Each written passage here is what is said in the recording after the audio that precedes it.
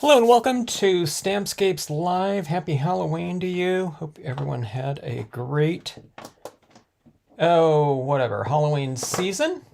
This will be my final Halloween scene for the season. I might be doing some spooky scenes following up, but this one will be the last, at least for this Halloween here.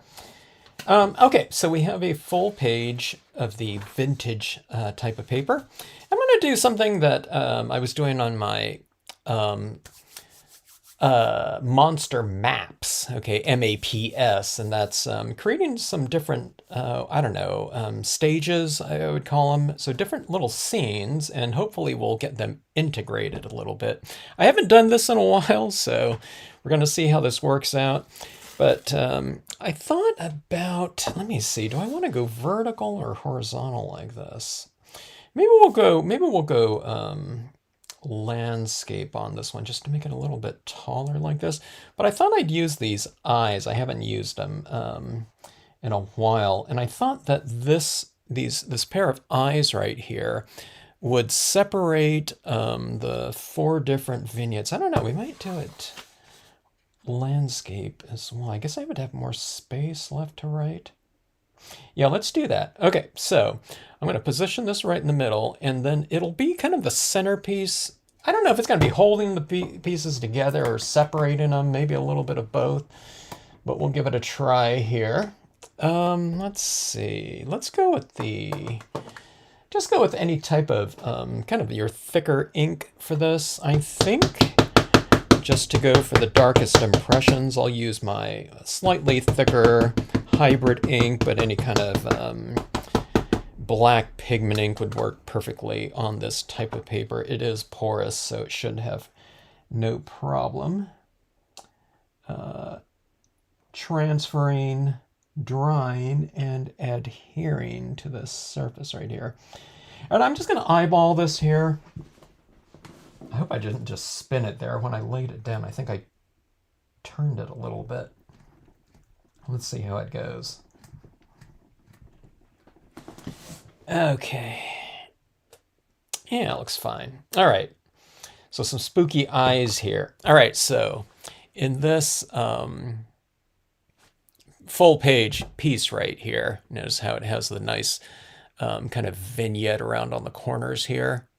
I need to use this full page type of paper, vintage paper more often because of that nice vignette on there. It really kind of completes the, the containment of a scene just inherently in the format of the paper itself, which is kind of nice having that kind of toning done for us. Hello, Megan. And hello, Linda. Trick-or-treaters gone. Small crowd, 27. We had two parties come by. A group of 3 kids, then a group of 2. And they were all, they were like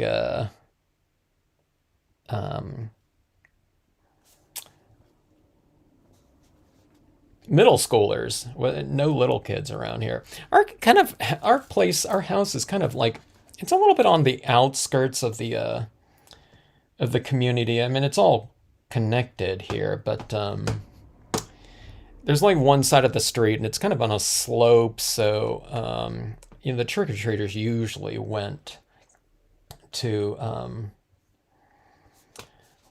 it was a lot busier in other areas typically around here, kind of historically, so I don't know. I guess I'm not too surprised, although we had a lot more people last year. Okay, so I'm going to put this, let's go a little bit higher here. I'm going to do one, I just kind of had this loosely kind of composed here. I'm going to do one scene where it's a lighthouse. And I thought I'd have some like zombies or something emerging from the waters, or like, I don't know, some kind of monster, maybe some big gigantic, snails or something like that. Something kind of funky.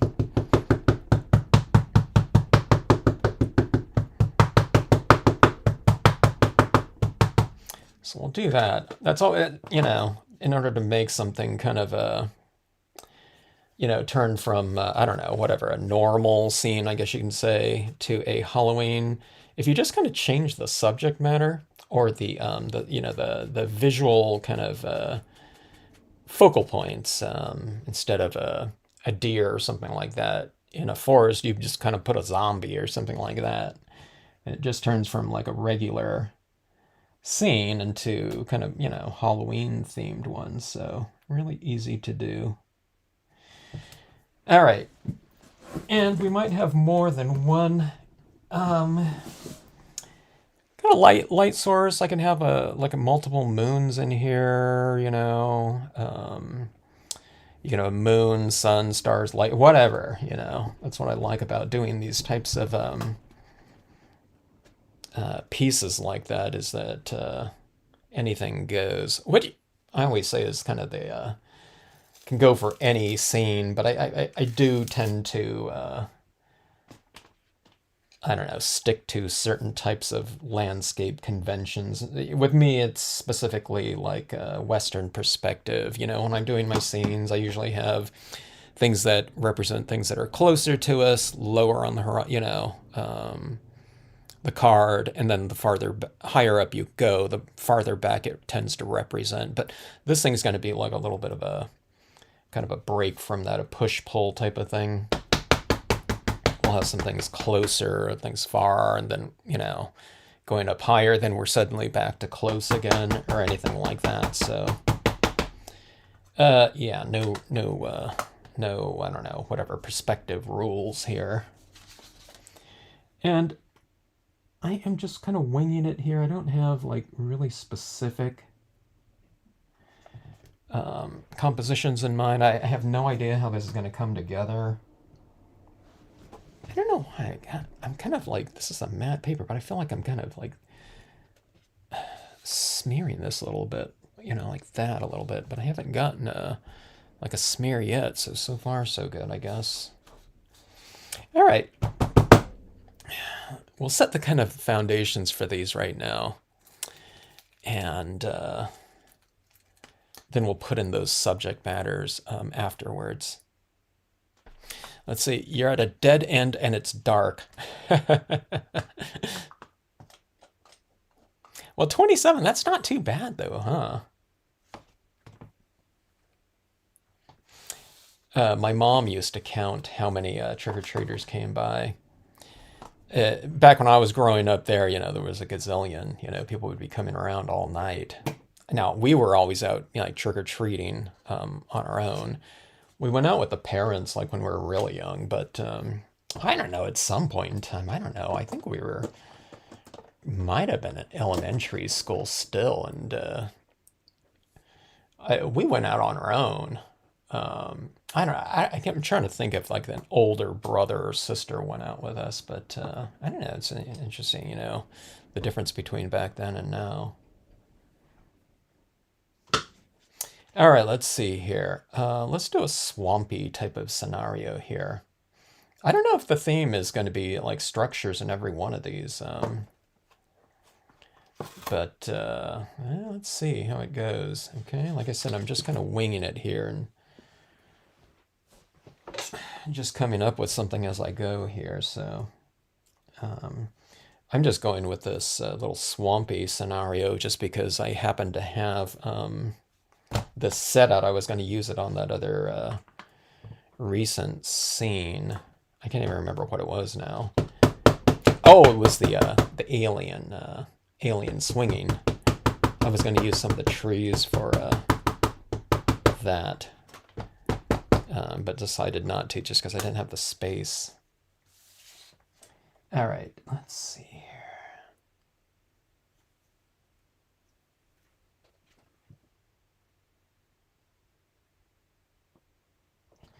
Go a little bit high. Yeah, maybe I don't know. Maybe there might be different structures in each one of these, or it might just be catty corner here. We'll see.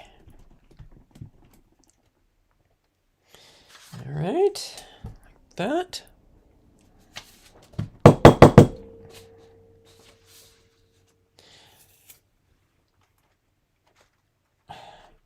Really cool Halloween stuff, Linda, that you did. That large scene was really something.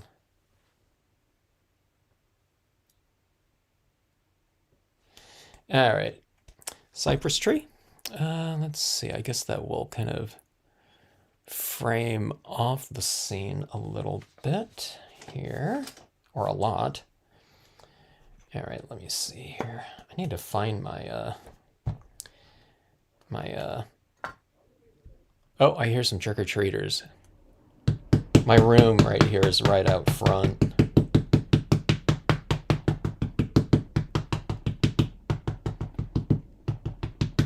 Well, if they come here, then my wife will have to pass out the candy. She says if we get anyone else, they're getting the whole bowl.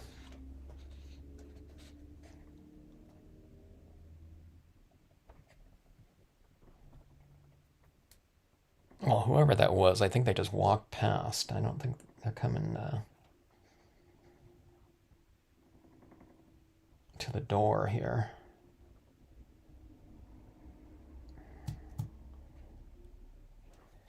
All right, there's one tree right there. That looks pretty good. It's kind of framing off the edge here, like so. And let's go for another one over here.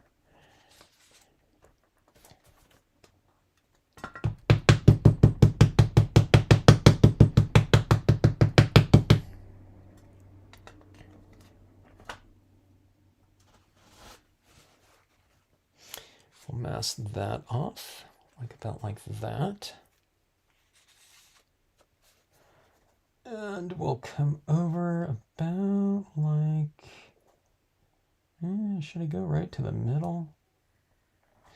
We'll go about like that.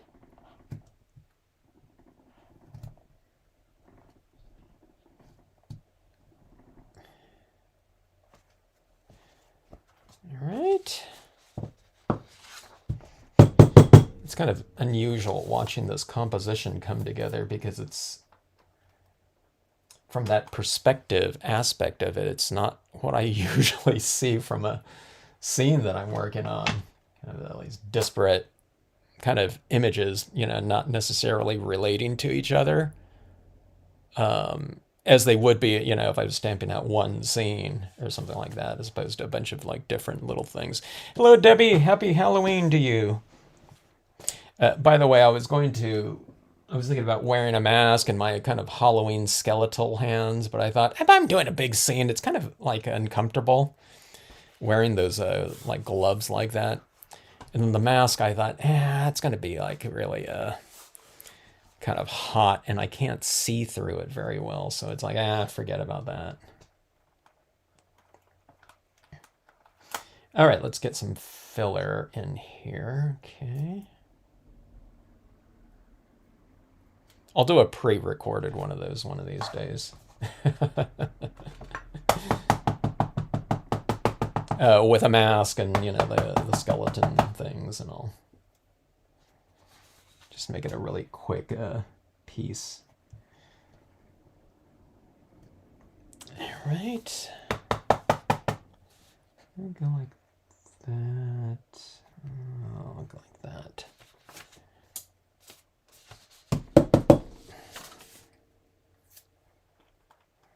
All right, now, right in here, I'm undecided about what I want to stamp in here in terms of subject. It might be like a woman in the water, kind of, you know, one of those statue, you know, type of things, or it could be like a shark fin or something like that. So let's leave that open for right now so that I can stamp them in there as a subject matter, and then I can work my other imagery around it, okay? All right, so that's another foundation right there for a composition. And let's see, let's do something a little bit, you know, these two are like, you know, this one represents something a lot farther back than this one here, but they're about the same size. So let's do something a little bit of a different size down here. It's kind of looking like a monster mappy-ish type of thing, I guess, so far. Let's see. I wanted to go with some tree trunks, but I'm gonna it'll have to end right here, so I'd have to put a bunch of like tree limbs. If I go right here, I don't know, maybe I don't know. Am I thinking about the Western perspective too much here? Maybe. Let's do this right here. Let me see, I have this whole area right here. Let's do... The first two are a lot easier now. Yeah, let's see.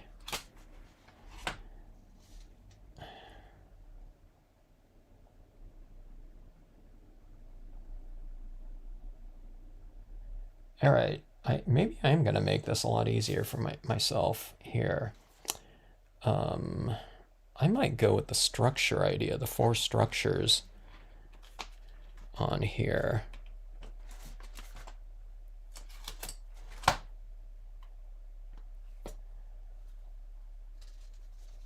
Yeah, if I do this right here, that'll kind of like, it'll make a convenient end to this scene right here, because this is like filling up this whole area right here.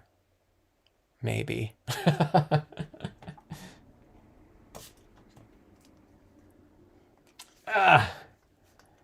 This is really stuck here. Okay. Boy, that tack and peel sure works well. It's all, this one's not like really clean either. It's all dusty and stuff, but it's still really, really tacky. It's got, look at it, it's got all that glitter on there now.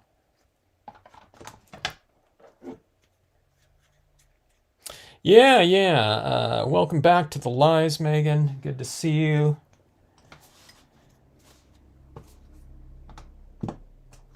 You made it back to the most important one, the live Halloween night one.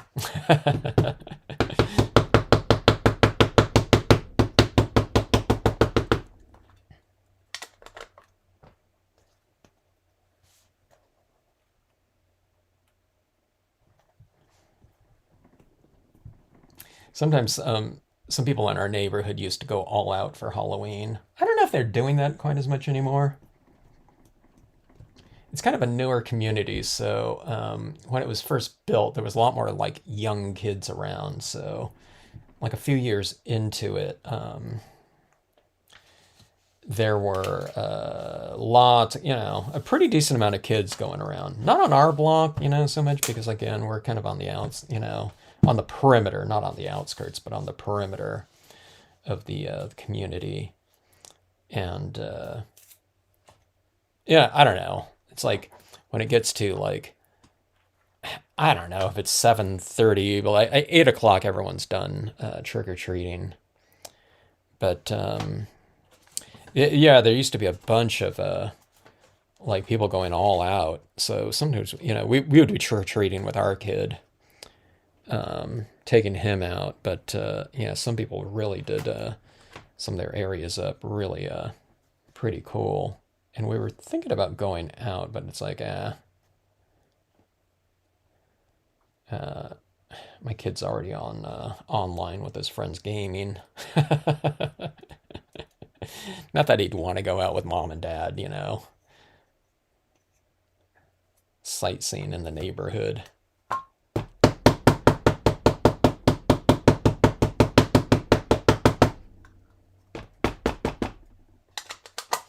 All right, let's go with this one right here.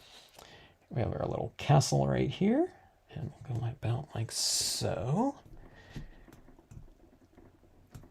Okay.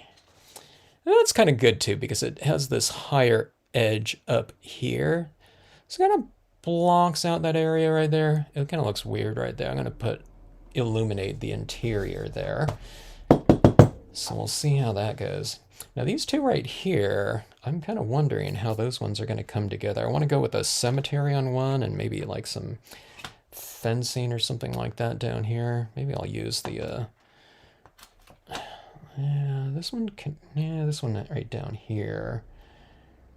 It kind of makes more sense right here. Let's do that. Okay.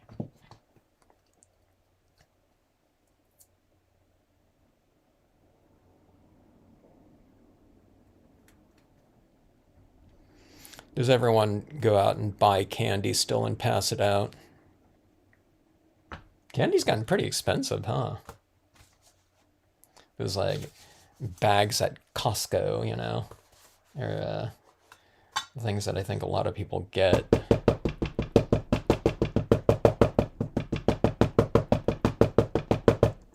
I tried a crackle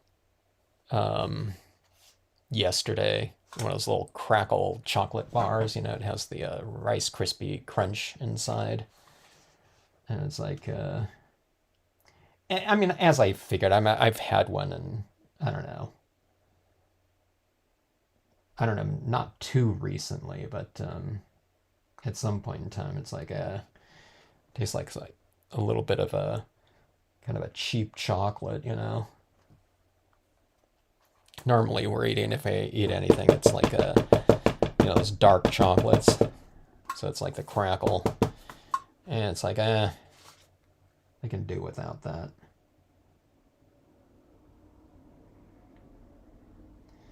Okay, let's see. Here we go right here. Okay.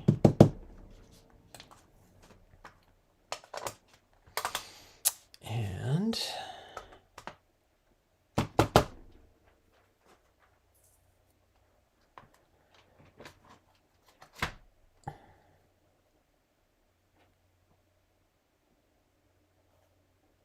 I don't know if I want to put anything out here, because I think I would need another one of these right here, which might not be a bad idea. Let me see.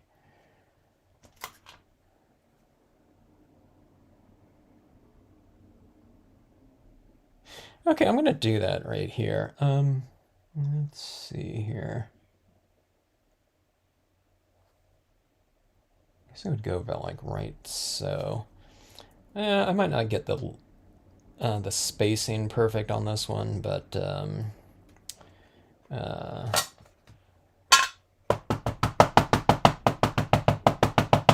so it goes. Okay, let's see here. I wrote on the back of my other one these lines showing where these fences are, and I didn't do it on this large one, I guess. So let's just eyeball it like this. Might be a little bit crooked too, but that's just the way it goes sometimes. Stamping should be nice and fun. That's the excuse I use for not positioning. It could be said stamping, landscape stamping,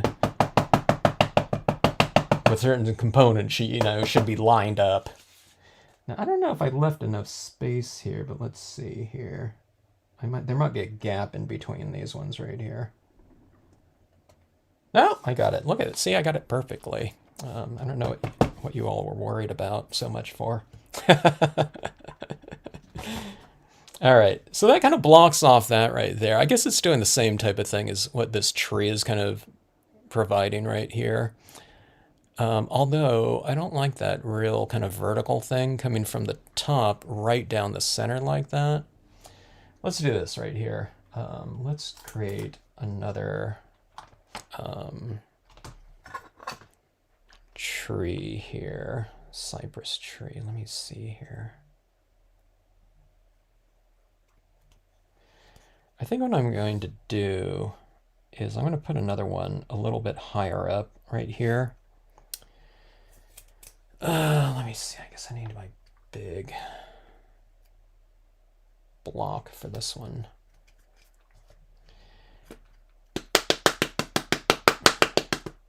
I don't want everything kind of just gridded off so perfectly right here, on the horizontal and vertical. All right, now this one right here, this one will go a little bit behind, so I'm going to wipe off this reflection a lot and transition the reflection in terms of the shadow strength. And then what I'll do is I'll just stamp this right up here, like this, and I'm just going right off the top of the page a little bit higher, so just so that this doesn't look like a fence or something like that, with like one tree here and another one right there, so that one looks a little bit farther back like that. Okay, see, it's a little bit you know, this one's going this far. It's like rule of thirds type of thing, where this one's getting like cut off right in the whatever, the halfway point. I think that looks a little bit better like that now. All right, let's see here. I have this area right up here. Maybe this little area will be like good for one of these like moons right up here or something like that. But let's go with, should we start adding in our little critters now? Or do I do the critters first, or do I do like filler imagery? I have this certain sequencing that I usually do with my pieces. What was it? The 5 F's of stamping, kind of foundation, filler, there was foreground and focal points, or was it the 4 F's of stamping? I don't know. I came up with that thing like during that thing, and it's like I don't think about it, but I just tried to come up with something that would people could remember. But on this one right here, with those little focal points being like scattered everywhere, though, you know, it's kind of a you might kind of change up on your you know, your sequencing, your strategy like that. Okay, but I think I will use this tiny rock stamp right now just to kind of get this moving, you know, while I think about those things. Because these things right here, you could stamp out your main subject matter right over the top of this with no problem. But I think this right here, this little rock stamp, the tiny rock small, will serve to kind of start merging our different imagery together a little bit.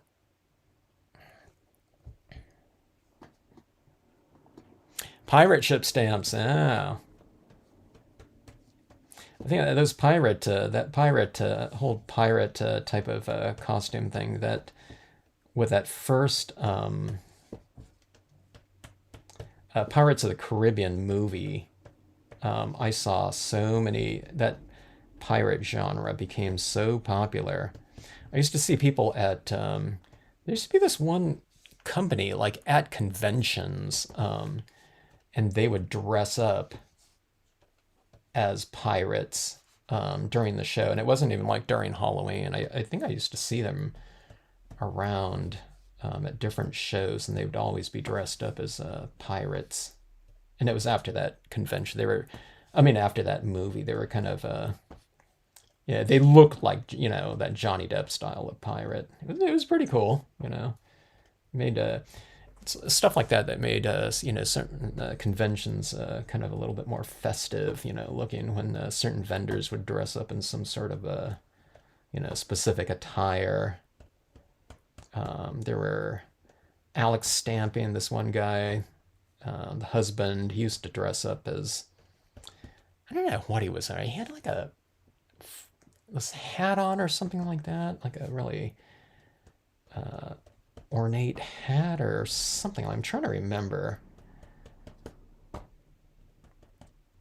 Okay, but these little pebbles like this are kind of, you know, I have them kind of at the base of our objects, kind of creating a little bit of a shadow work.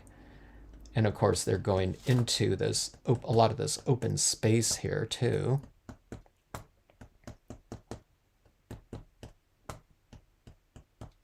Not filling it in, but, you know, just getting in a little bit of extra texture. And that type of thing right here, where you leave these open spaces like this, it's kind of like you're creating a little bit of a kind of a spotlit area for, you know, whatever you decide to stamp in there, if anything.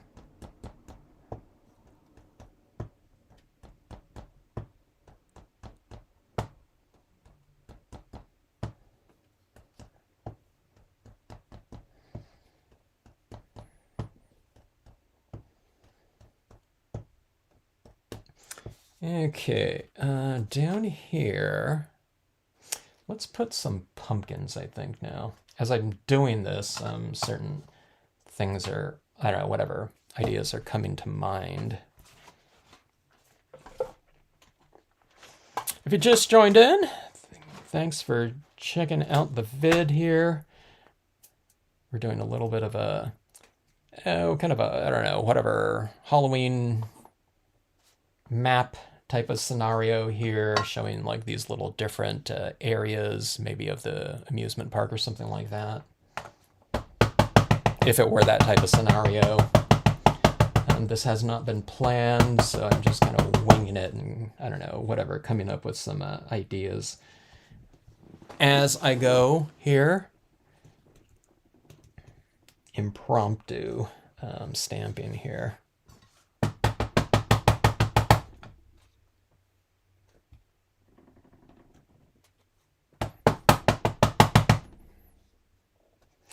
Large pumpkins, all right, so that. I should do some large rocks down here too to kind of like, I don't know, kind of mirror what's going on with the pumpkins right in there. Oh, let's see. Yeah, let's do that. I think that would look good. Have these pumpkins right down here, large forms, and I'll put another one right over here to kind of relate to that a little bit. Let's go with these rocks again. I used these a couple nights ago, I think, or in something, I don't remember what it was. Off of one of the desert sets.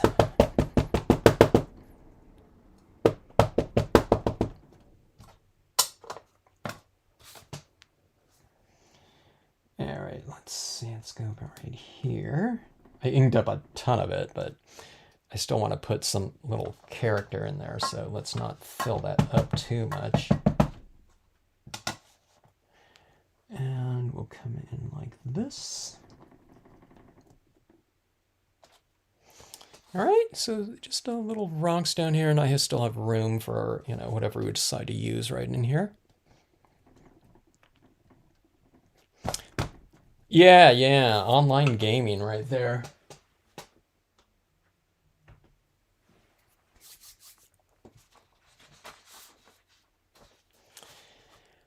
Okay, let's see. When we were kids, we would use a pillowcase. Yeah, the pillowcase was the ultimate candy holder.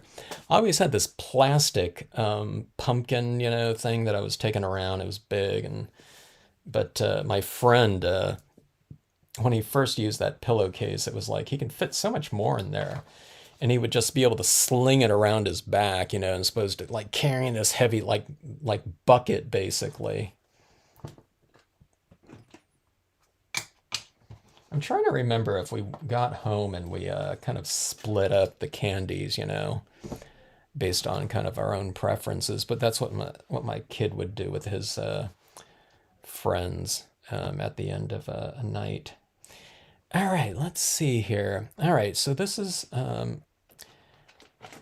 our scenario right here. Let's go in and make this a little bit more. I mean, the pumpkin's right here, say Halloween, you know, but we need a little bit more imagery. Yeah, the imagery will do that too, our subject matter, but we need to make it a lot more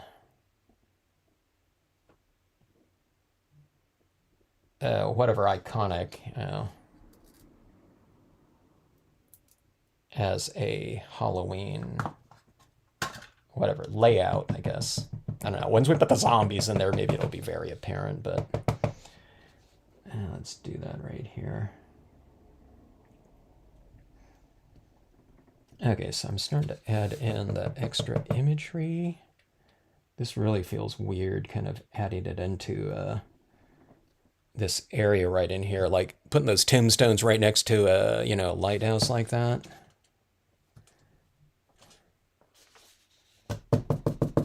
Weird in that, you know, I wouldn't put that next, you know, this represents something a lot closer to this, and then, you know, it's right in like the sky area of this one here, so it seems weird.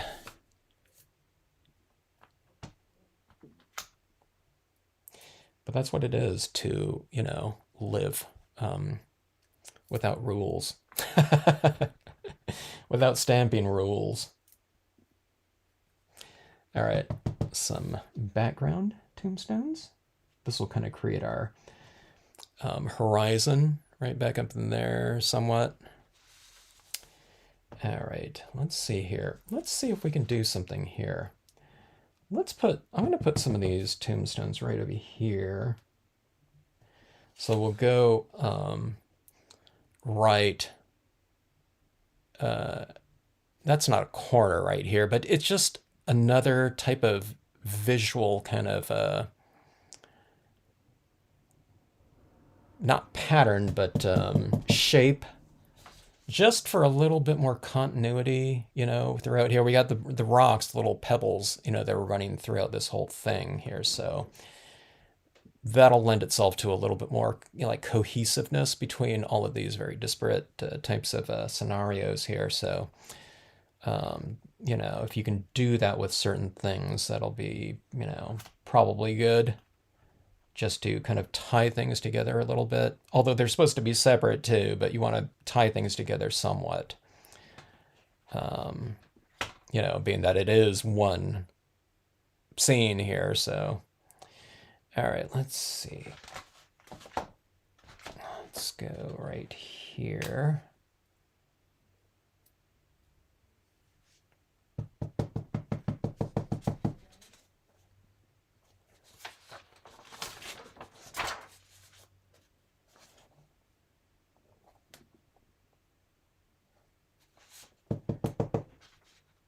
A few pumpkins right here, smaller ones. Like that.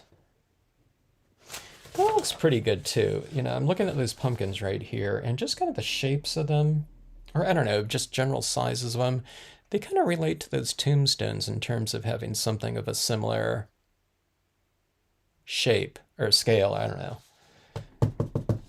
And maybe it's because I just stamped those out right now, and they're like the darkest things right now because they haven't dried yet and kind of dulled out, lightened up. Okay, let's see. Yeah, candy, yeah. I think, well, I don't know, when did candy get expensive? Was it like 2 years ago or something like that? At some point in time, I kind of remember looking at it over the past, sometime over the past, I don't know, like recent years, and thinking, wow, that really went up in price. From what I remember, I don't remember candy prices, but it like really stood out to me. Hello, Cheryl. How are you? Oklahoma City. Good to have you. Let me see. Oklahoma City. What is it now? Are you at 11:13 p.m. right there? You're on Central, right, Cheryl? Okay, let's see. My kid's got glow-in-the-dark nail polish. Oh, that's cool. Huh. That's interesting, Megan. If that really glows really well, that might be a better bet than the glow-in-the-dark acrylic paint. I find the acrylic paint doesn't work that well in terms of light retention. So, I don't know. I'm looking for a different, I don't know, as far as like glow-in-the-darks, always kind of thinking about some different types of scenarios. I might want to go with this. I might want to go with this moon up here. I'm going to tint it a little bit, though, like I did the other day. I kind of figured out how to kind of dull down our moons in here. But just to bring in some other type of element into this that's not, because this is going to kind of all somewhat kind of merge into one from a visual standpoint. And I might want something else of a different hue. Let's do that right now. Okay, let's see.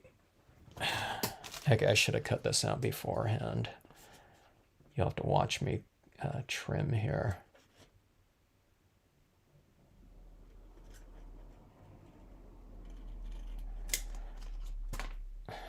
Okay.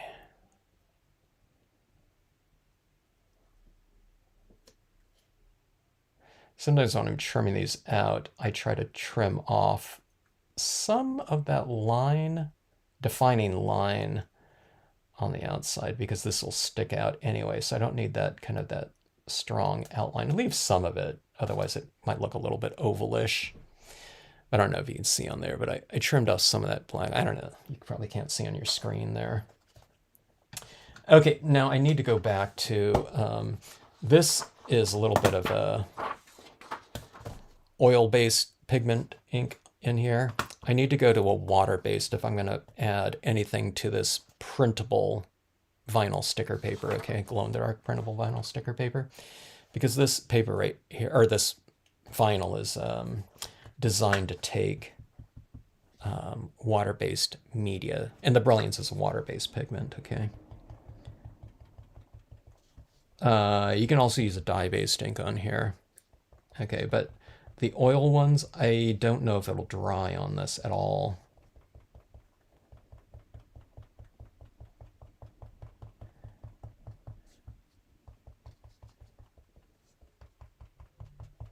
But that's cool with the glow-in-the-dark nail polish. And it stands to reason that it would be, you know, really, whatever, light, what's the word? Not retentive, or is it retentive? Yeah, if someone has it on their fingers like that, they'd want that stuff to really glow. Okay, but do you see how that's kind of tinted in right here? I put that around on the perimeter like that, so you can see the difference between like this one right here and this one right here. It just gets those nice gray tones on there like that. And I think this will look pretty good right there. See, kind of, you know, it doesn't stand out quite as much as like that one right there, okay? So you put this in here, and it has like that same kind of vignetting that's going on in the paper like that. And I'll be able to use this too, somewhat, if I want to, as a little bit of a light source for things to kind of reflect the light in here, even though it's like supposed to represent like, you know, coming from a, you know, a different scene. This is like a completely different little area up here, but you could have, you know, all the light kind of references, the reflected light referencing that one light source up there. All right, so let's do, I'm gonna pop this right in here. This is the spooky moon, and let's see. I'm just gonna use that background in there for a little bit of texture in here, just to make that texture different from all these other textures that are similar if I was just to pop that moon in there. I mean, it would be okay to do that, but I have this stamp out on my table, so I'm going to use it. All right, I'm going to blot off the edges a little bit right here because I'm not going to bother masking off anything. I'm just going to pop it right in there. And I'm not going to bother masking anything off. That's why I just took off some ink around on the perimeter a little bit.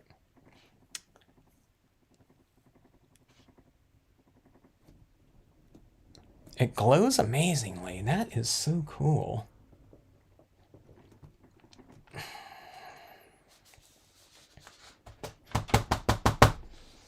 Megan, your kids are going to say, hey, where did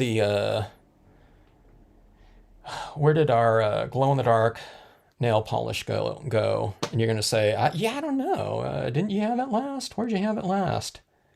Because you're going to be using it for all of your card projects. All right, let's go ahead and pop that right in there.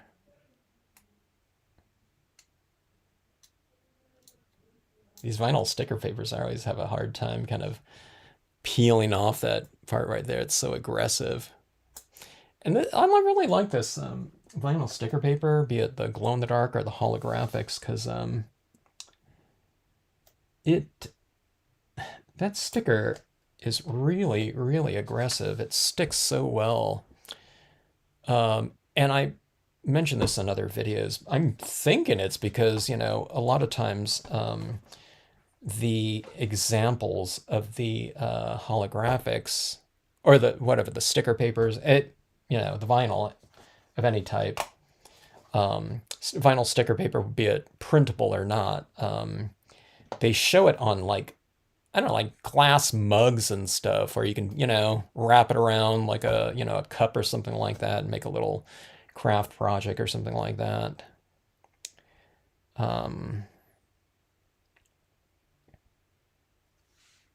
So it makes for, really, they have a really sticky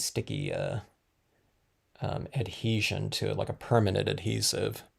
Yeah, you're not going to put it through like the dishwasher or something like that, but, um, for most usages, work out fine, I guess. Okay, let's go with our little critters now. Okay, so in this little cemetery right here, I left this area in here. We'll go and put in some extra things in there, but I'm going to put in my little figures now. And we'll have them walking around in here. Like that.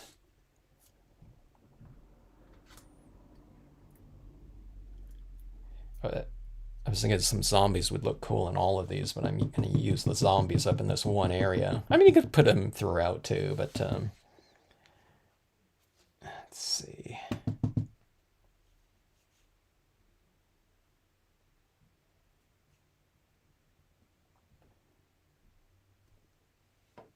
Okay, got that, like that. All right.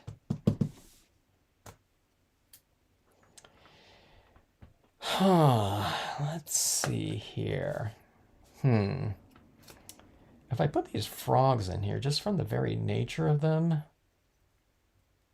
the scale being so large, I think they become kind of like a monster-ish type of thing. I've put a frog like this, it's like a, I don't know, whatever, 10-foot, mammoth toad or something like that. So I think I'll put that in there.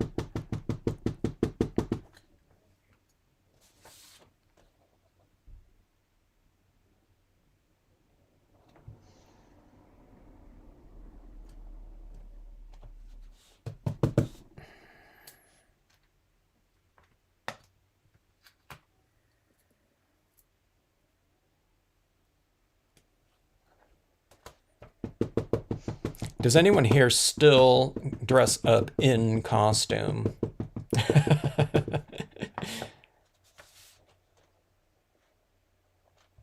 Or maybe someone had like a work party or something like that at some point in time, or yearly.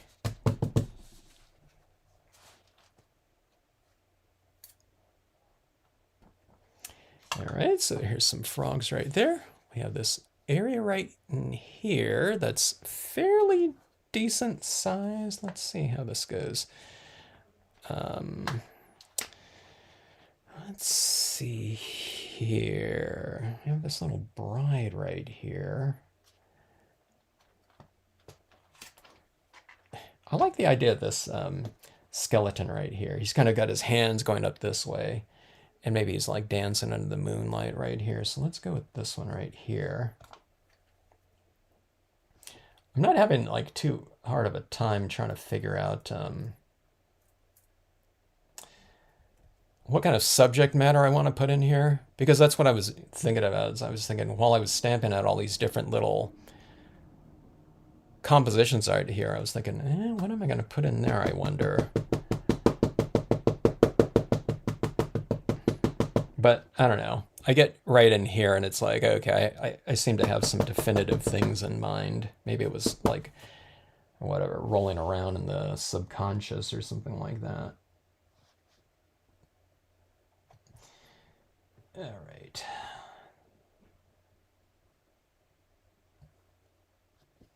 Like that. See, it's kind of like returns our viewer, our attention like into the scene a little bit too.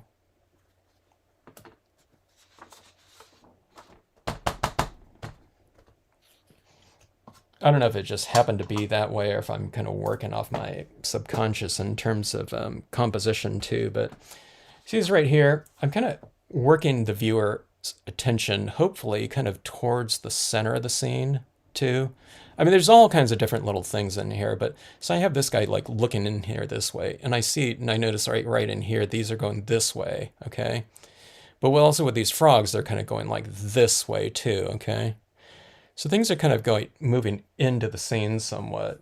And like I said, I don't know if it's, just by chance or whatever, or if I, thinking about that, but all right, let's see.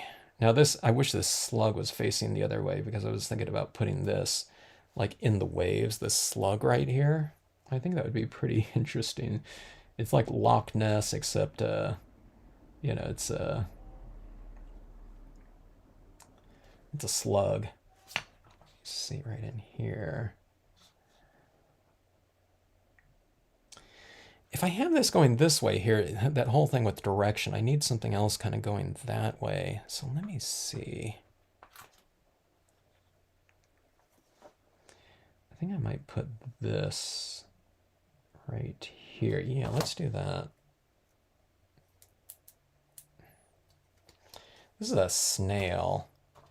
I don't know if it represents like a gigantic snail, but I'm going to put him right down here on this rock. It could just be like a worm's eye view of this scenario here.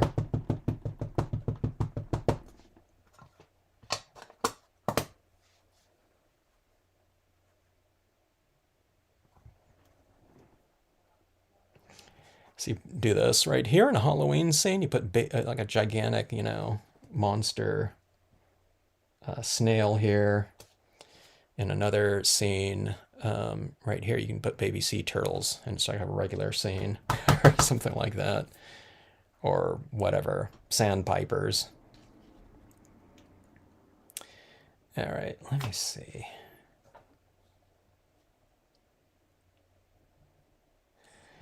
Do I do this right here? I want that slug in there somewhere. Maybe it'll be like in the water. Now that I did this one, I have to have this slug in some kind of like a Loch Ness monster type of scenario in a future scene.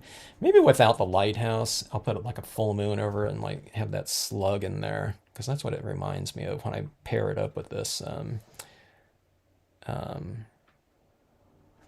seaside cove like that. Okay, let's see. Oh, here. Okay, we got this hand here. Okay, let's do this.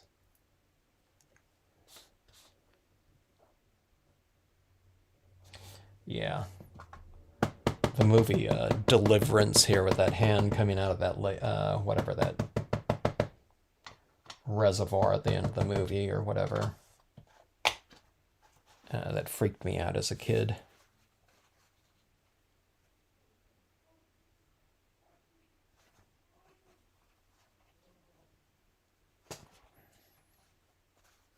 Masking off one of the waves here. I'll put that right there. I'm just gonna put it right underneath that. It's kind of like created a line right here with the lighthouse like that too, I thought I was gonna have something much bigger here, but I don't know, that hand is pretty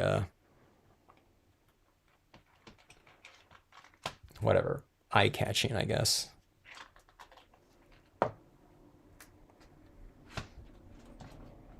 Hello, Leslie.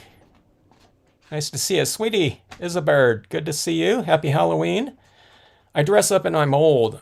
Cruella. Hey, that's a cool one.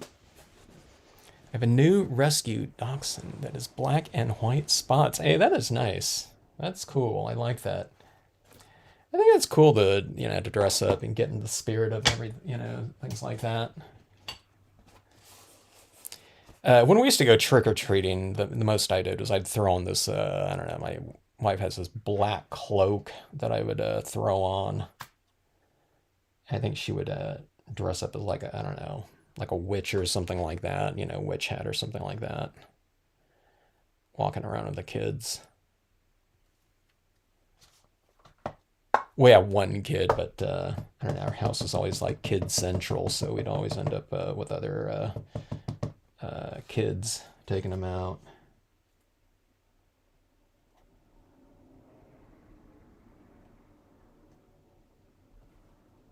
All right. Black cat. One of the things about these monster maps,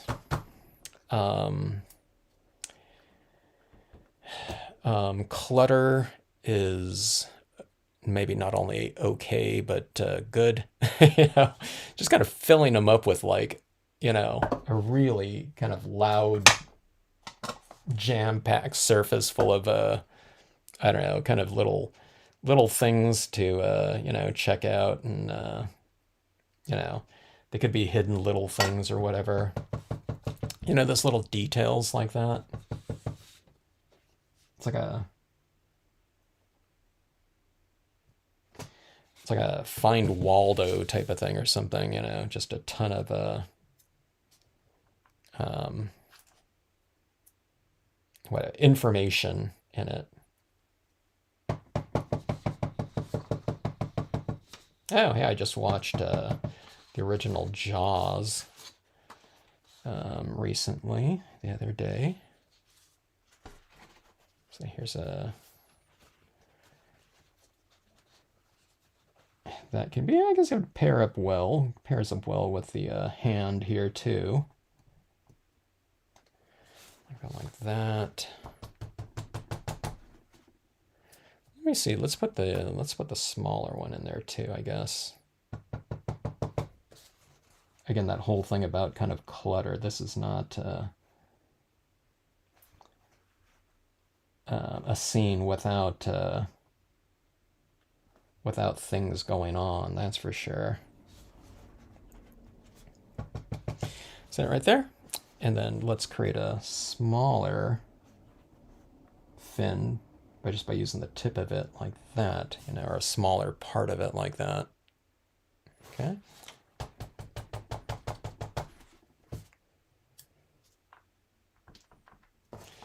All right.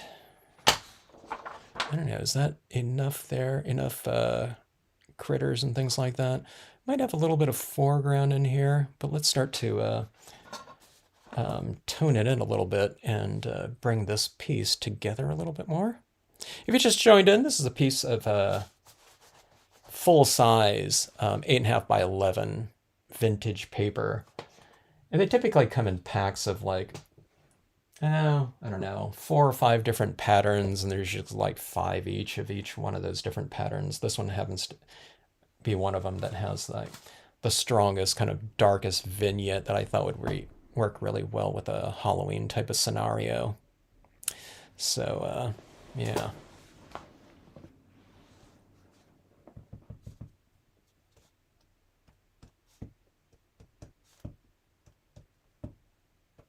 I'm thinking about that Cruella costume there. I like that. Where did you get the costume, Leslie? Or did you make it?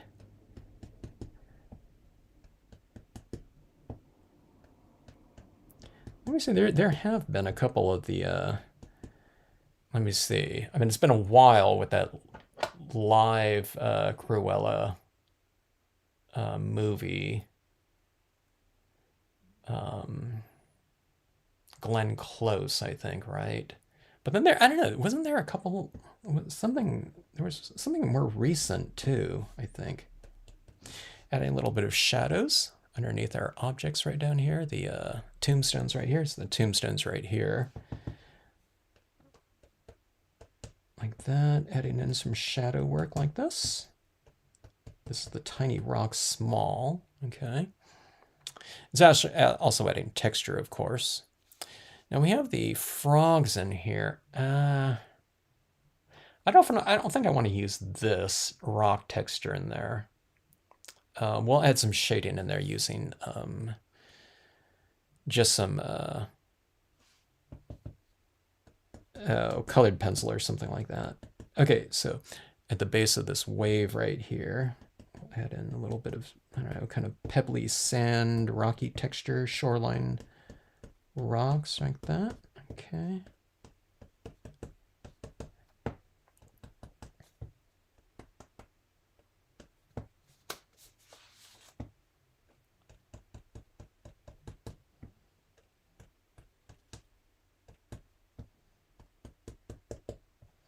Okay, and here's a skeleton dancing right here. He's casting a bit of a shadow, so we'll give him a little bit of a foundation too, like that. And let's see, let's go a little bit heavier in some of the shadows from these trees. Or the distant shoreline up there, okay. Now I tend to do a lot with this little pebble, you know, this tiny rock stamp. I better not say pebbles because there is another stamp design called pebbles. Okay, this one's tiny rock small. But this really gives me a nice head start with my shading that I like to add in. I like to add in like stronger lighting into my scenarios. Not just Halloween, I'm talking about anything. But I found out that this stamp right here kind of adds in that lighting via shade in a more kind of textural manner. And I really like the head start that it gives me in representing lighting. But it's like killing two birds with one stone because I get extra texturing as well. Okay. So it really makes things go, you know, a little bit faster. And it just comes out texturally richer as a result. So, you know, in this piece right here, I mean, we have a lot of the, you know, the lighting and shade kind of already established just with the use of this. And, yeah, and also, of course, with the vintage paper, you know, the vintage paper already has some background texture and lighting and all that too.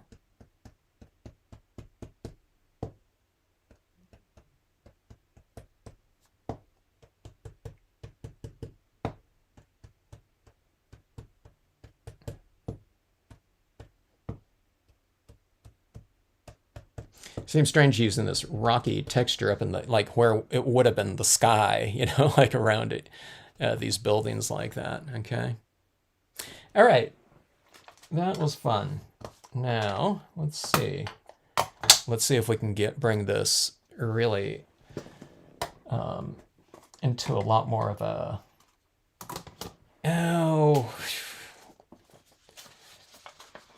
kind of a cohesive, I don't know. Is that the word? Scenario. Just a more integrated, not cohesive, but integrated one. Okay. So where I've added on a lot of these rocky textures like that, I'm going to go in and really kind of shade it a lot more kind of specifically. And I'll just use a colored pencil, a black colored pencil. As I was saying that, I was thinking, I wonder if I should use the pastel pencil because it's a little bit chalkier. But I think we'll go with the colored pencil. I think it'll be the way to go. The colored pencil is just going to be a little bit more of a smoother, very specific shade in here. Although I can get a kind of a little bit of a softer application with the pastel one. But everything's kind of looking soft in here already, so let's go with this. Colored pencil, which you can get, you know, you can get really soft with that too, but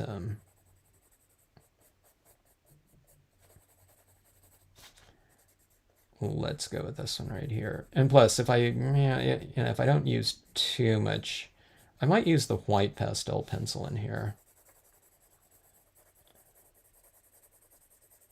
But we'll see. If I just use like this colored pencils, I won't have to spray seal this. You know, because it's the pastels are a little, you know, they're chalky, so it's always a good idea to spray seal that type of medium down.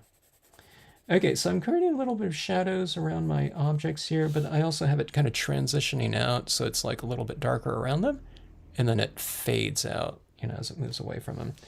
Let me see, let's go a little bit more of a kind of a dominant whatever left side illumination. So we'll have the shadows here kind of referencing our light source over here. So I'll make the shadows elongated this way. Okay.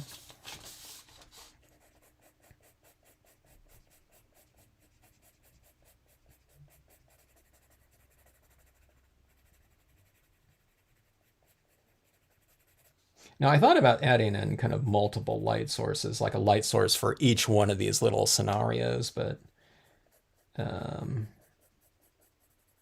we'll just go with the one here.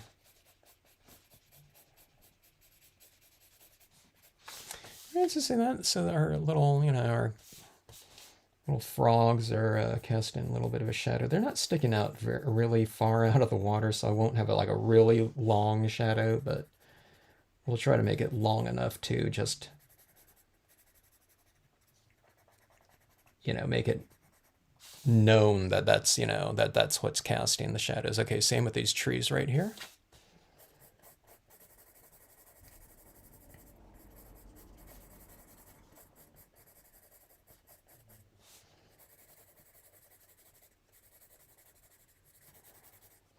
And tombstones. Okay, so this is roughly the direction of the shadows. Okay, like that. Here's on these tombstones. So this one's going a little bit more vertical, a little bit more of an angle like that. Okay.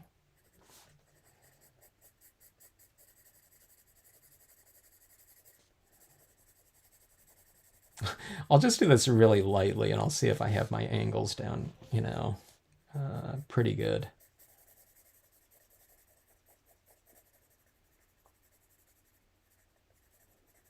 Sometimes I'll take a straight edge and I'll just kind of like actually angle it, but I'm just going to eyeball it. So this one right here is kind of going like this, okay? And see, this is kind of running into our lighthouse here, so, I could have it going right behind the lighthouse, but I'll have it kind of transition right here, and I'll just have it kind of peter out before it hits the lighthouse.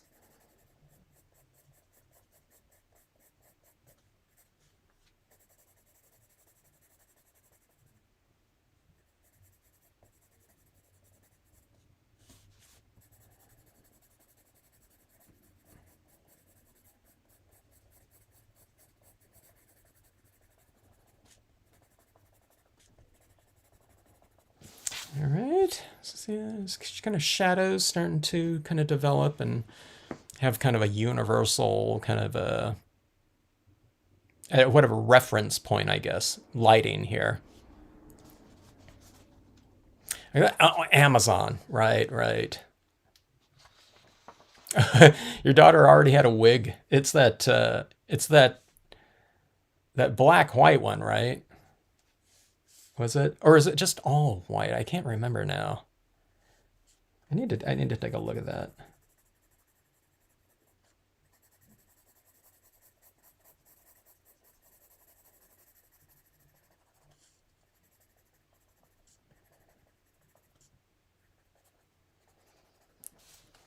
So Leslie, did you go out then? Go out in the town with your dog on a leash or something like that, with your costume.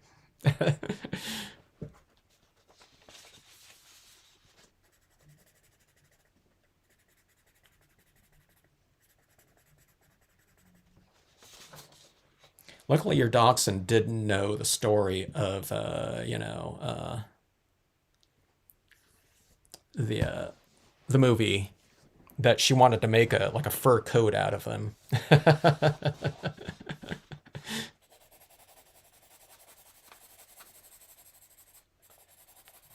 All right, a little bit of shadow from being cast by the structure like that. All right, now we have all of our zombies too, of course. So let's see, this one right here is like a vertical shadow like that. Okay, this one's like coming at a little bit more of an angle like this, okay. So I'm kind of doing this in multiple strokes. I just kind of do like really light ones at first, and then I just kind of tone it in a little bit more, like closer to the objects that are casting a shadow like that, okay? So in other words, I want to do like that, like right away. You just kind of do it like this. And then you go darker up here, and then a little, shorter distance like that. So you get this transitioning darker to lighter type of shadow like that, okay? Stronger. like, you know, like say this is an object right here.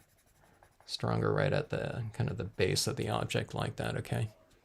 Then you just kind of taper it in terms of strength, just in general. Function of Light 1, how are you? Good to see ya. Thanks for jumping in and checking out the scene right here. Full page scene on vintage paper, okay? Just like cheap vintage paper. It makes for a really quick, fairly large scene like that. That's what those sharks are supposed to do. There, sweetie, is a bird. Then those sharks are nice and they're doing their job here.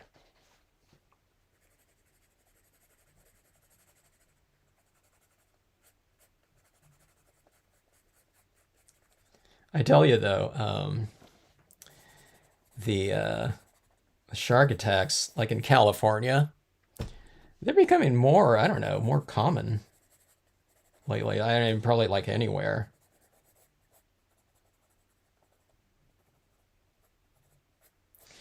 If there was an area that we weren't allowed to go surfing at, because it's kind of like partly like government territory out near this Air Force base, and it's called Surf Beach, you know, where I grew up in my hometown. But sometime after I moved from there, they opened up that beach. It was a public beach though, but you weren't allowed to go surfing in it. Like, you know, all throughout my childhood. It's not a place where people like go out and like jump in the waves and stuff anyway, because it's just too cold up there. And but yeah, there's a couple people died from shark attacks almost 1 year apart from each other. Where I don't think anyone goes out anymore.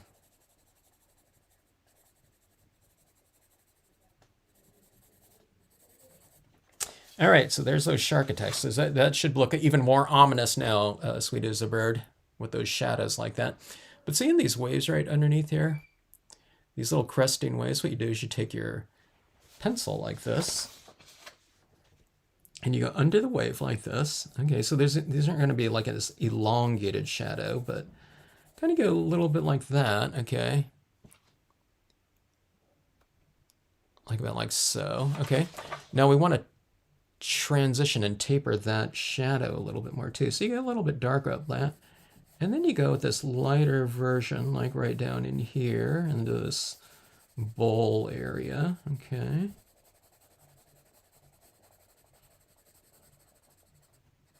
Like that, okay? And you get that nice kind of shading like this. So if I was doing it right here, it looks like this. It's a little bit darker, and then you just kind of go down here. And you get that nice transitioning tone like that, okay?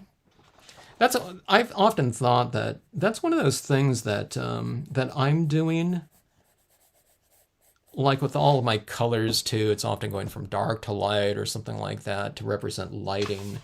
And that's one of those fundamental things that are different from the types of coloring that a lot of us do that have come up using stamps that are based on outlines, okay? In outline styles of stamping, we're doing kind of like a stained glass approach to coloring. We're coloring areas and like geometric shapes or something like that, like a solid tone of color. Now, a lot of times people put a little bit of a vignette around the side of something if they have like a little person or something like that. But that's what I'm doing with lighting and shadow, okay? So when I'm teaching someone how to color, I keep in mind that they might have been doing kind of up until then, they're not doing this kind of transitioning type of tone. They're doing solid areas. So I'm kind of putting the brakes on kind of a real solid, complete approach to coloring, okay? Coloring whole areas. I'm just having them, instead of doing one whole area uniformly like that, okay, I'm having them do darker, like that, in one area of an object, okay, so that it looks darker, and then the lighter area looks like it's being lit or illuminated. So here we have that shading type of thing going on in these waves right in here now.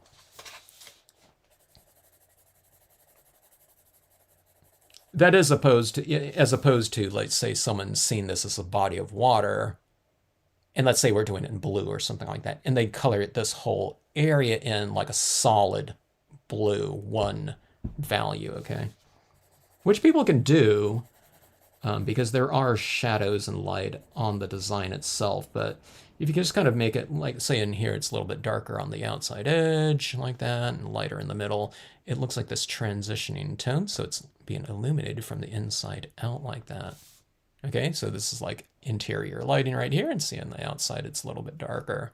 So we're kind of framing off each one of these little, I don't know, whatever, these like different scenes in here. There's like 4 different scenes in here, but here, let me make that point a little bit more clear here, or apparent. So we'll go a little bit darker right here. So see this, like, we have this darker edge around the outside edge right here, right under here. And I'll probably try to do a little bit of toning from this side and over. And then right here, this one will be lit the same way. I'll show you what I mean here. Okay, so here's this lighting coming from that way. This is getting far away from this light. So let me see right here. Okay, let me just get my angles here. Okay, so this is going like that. Okay, that's my little line there, reference line.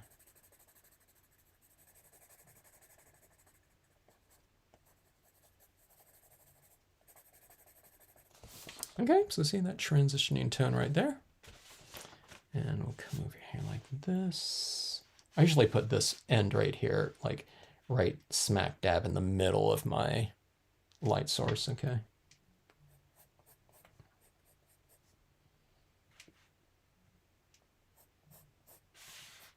And your shadows are cast from the base edges of your objects like that, okay? And you just fill in. I'll transition a little bit. Like so. I don't want to make this too dark up here, right around that cat's head, because you won't be able to see that cat's head, so I'm kind of working around it a little bit like that. So it's a little bit darker like that, and working around the cat's head, so.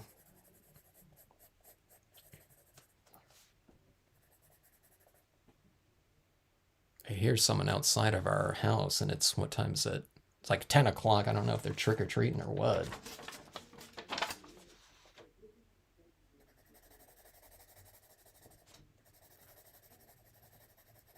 Okay, pumpkins, shadows, dancing little skeleton. I used those rocks down here before. That gave me a little bit of a head start on that.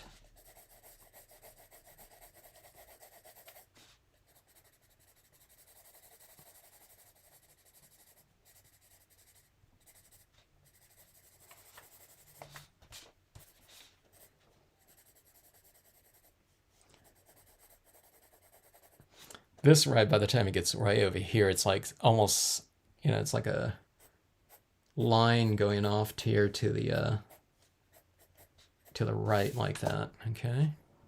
About like so. So anyways, there's our kind of lighting via shadow work in here, okay? Okay, now I have the harsh edges of this center piece right here, so I'm not going to get rid of it completely, but I'll soften the edges in a couple different areas. So in other words, I'm just making it a little bit darker right behind here, bringing that tone a little bit closer to the tone right in here of our thing. Here's a kind of her eyes right here, really dark. So let's do this right here. Let's bring this area, I don't know, 5% darker, 10% maybe, a little bit. Like about like that, just to kind of close, you know, the distance between those, you know, really different values in there. And especially because this is like a full-on, you know, sharp edge kind of rectangle like that, so.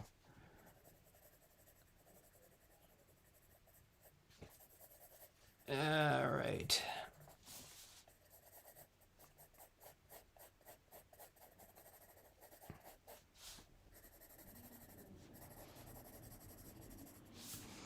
All right, so kind of coming around with our shadows and things like that.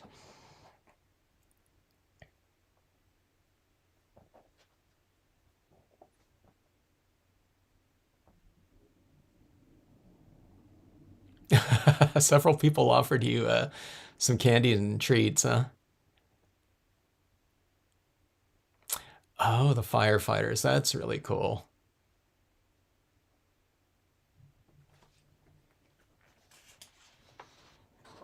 All right, so there we have it like that. Now this is just the shading right here. Let's carry this out towards the edge like that. Let's bring then that little bit of shading from the outside of this seaside cove here. That looks a little bit better, huh? I think.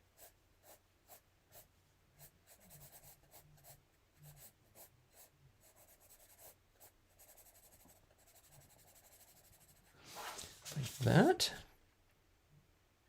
Let's see here. Let's do this. Let's go with a little bit more shading on our lighthouse, okay? After all, it's supposed to be kind of like a, I don't know, whatever, a Halloween, you know, scenario here, spooky scenario.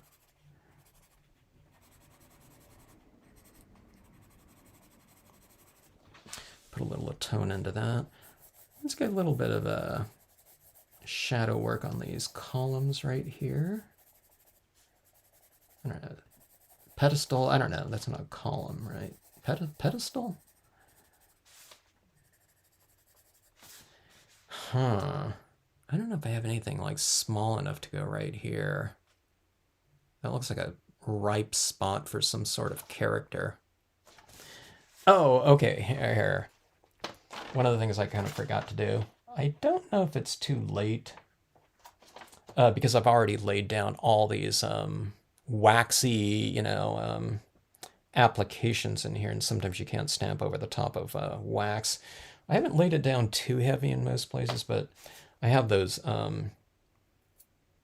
cypress knees, you know, like coming out of the water here. So let's try to add in a couple of these right here, because I have like this area right in here where there's not really anything going on. Let's do this right here.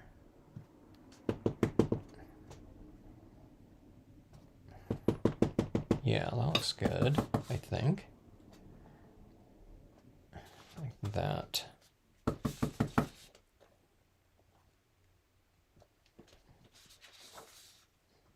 Yeah.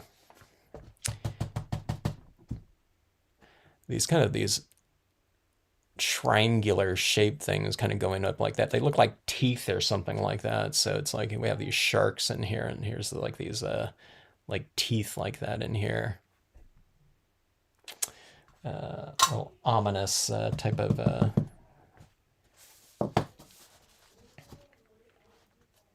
don't know, whatever shapes going on. All right, let's see. All right, before I get to the white, I think if I'm going to stamp anything else in here, I probably should do that right now. I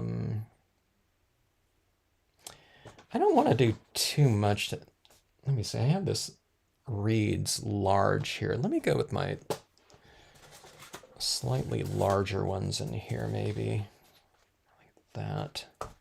And I'll go with the art foamy version of the reeds large.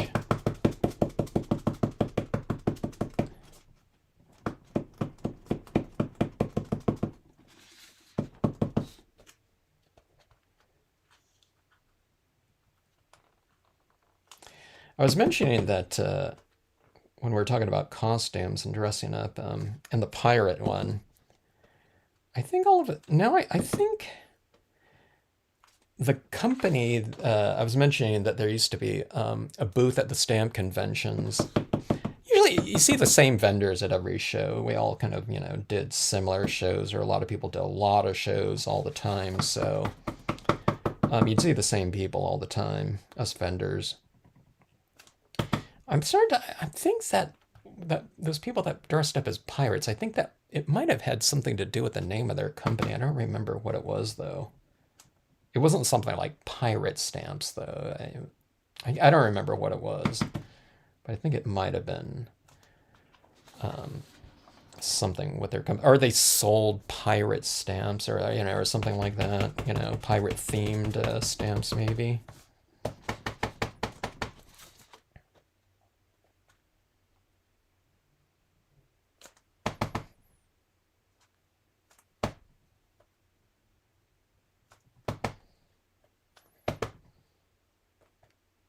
Sometimes I press too hard with the foamies. You got to be careful about that so you don't get this like edge in here, where you're compressing the foam, so much that it's kind of like squeezing down. I mean, you have to press pretty hard, but sometimes, I don't know, I maybe, yeah, like this. I don't know if you can see that around right in there, that kind of stamp, that, that perimeter area of the recessed foam in there. All right, so here's a little bit of a foreground in here. Okay. I don't think I want to go on the top, with an overhanging branch or something like that. I think there's just too much stuff going on up there. And I think this is enough kind of framing down below like that. All right, let's see if we can start bringing this piece alive a little bit more with some highlighting in here, okay? I'm laughing because there's a lot of space in this piece right here, and we'll see how fast it can come together. I don't think it's going to be slow, but there's just a lot of area in here, so let's see how it goes here. Okay, let's see.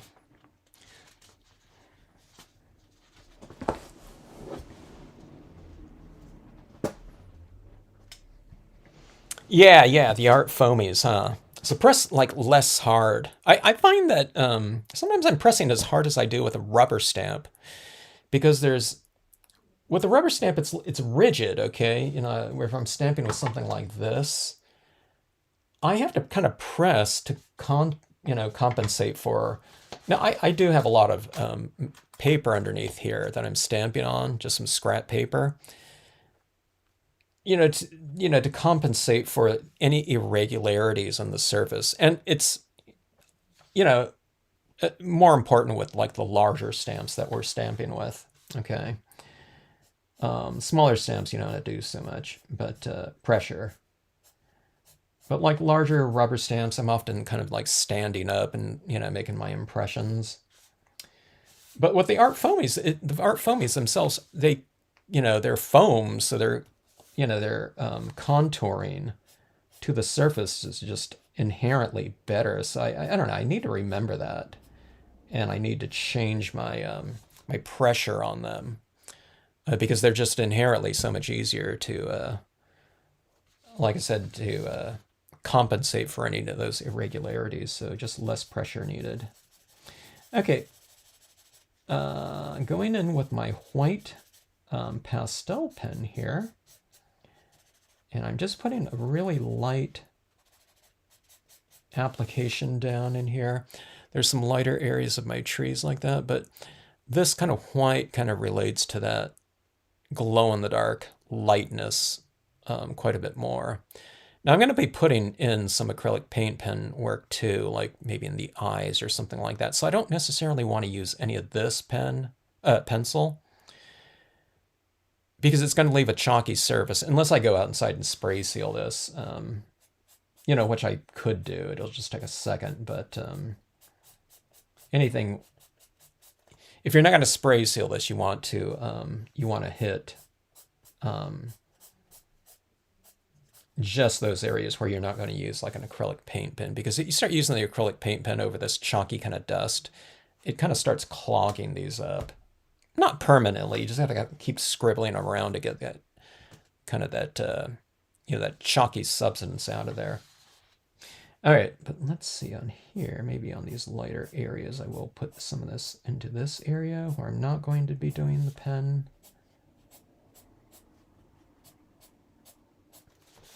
That seems just like on our cheekbone or something like that. Here's a lighter area right in here.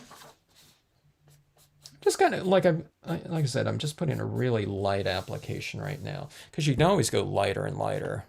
And if you go too light, you can just wipe it off with your finger, before you spray seal it, and it'll come off. Or you can use an eraser or something like that.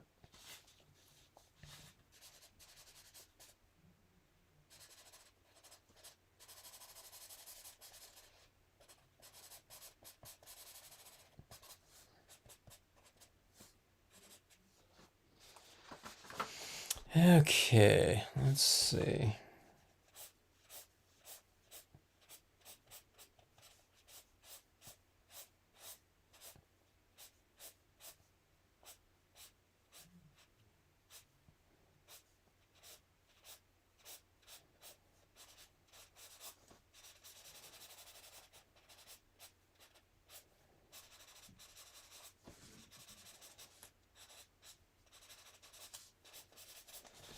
I got a lighting on the water right there too. So I'm kind of going with a little bit of a lighter area, and then I'm flicking it out there, trying to get that kind of that tapering, tapered kind of mark, or I'm going a little bit lighter right in here. Just, it's like the opposite of shadows, so you put a thicker layer, a lighter layer in an area. And then as it moves into the darkness, it kind of, whatever that highlight or that lighting dissipates.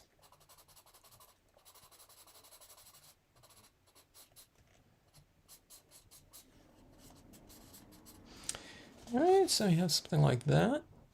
Yeah, see how that lighting kind of relates to your overhead light source in the moon like that. By the way, if you just joined in, that moon is glow in the dark, so you can turn off the lights and enjoy your scene in a different way. Bringing in the light now, yeah.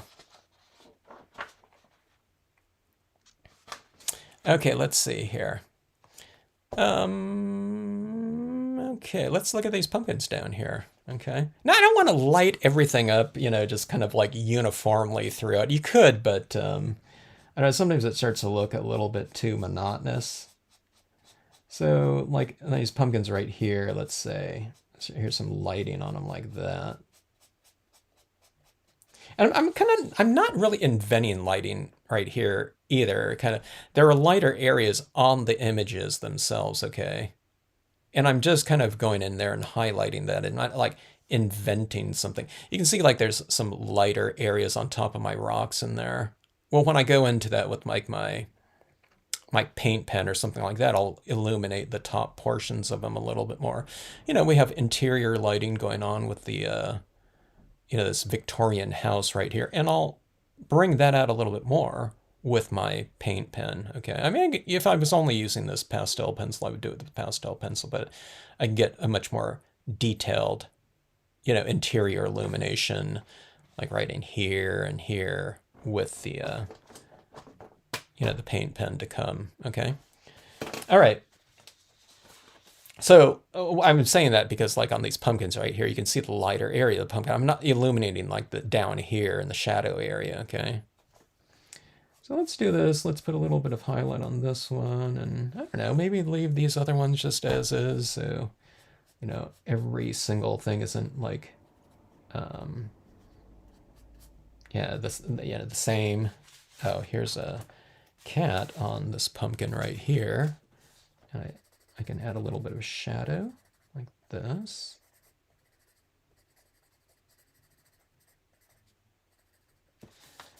A bit like that.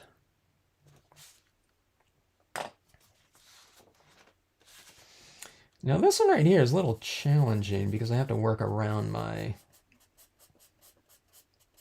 skeleton dance. I guess it's not hard. Here, I'm just putting that skeleton on a little bit of a spotlight. wiping off some edge around there. But see, you can make it a little bit lighter, so it's like a, I don't know, the spotlights on your subjects, your stars of scenes in there. All right, let's see about our crisper highlights. Let's start off with, I'll go with this beige-ish color right here, and then we'll go into the white, and then we'll see if we'll add in some like pigment ink or something like that in here. It could look pretty good. Well, let's see what this looks like, you know, just with these two right here. Let's do this on these structures in here. Let's do the interior illumination with a little bit more of a warmer pen. Now this pen came in like a set of 40 pens for me, but if all you have is white, okay, it's a very common paint pen color, or gel pen. Just use your white and that'll work just fine. Sometimes the white too, it's a little bit more it's not completely opaque, so you get some of that warmth kind of showing through the white too, so that would be fine. That's all I used for like 20, I don't know, whatever, 20, 25 years before I started buying different, the paint pen quality, or the gel pen quality got better, where they weren't clogging all the time. But they didn't have a lot of different colors. And then they got, you know, somewhere along the line, the adult coloring book market really exploded. So you saw a lot of these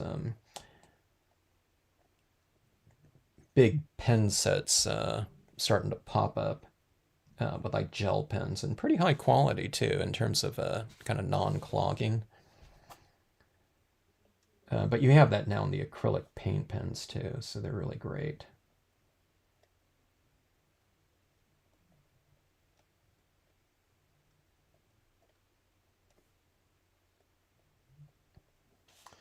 All right, so some interior illumination on these structures and windows here.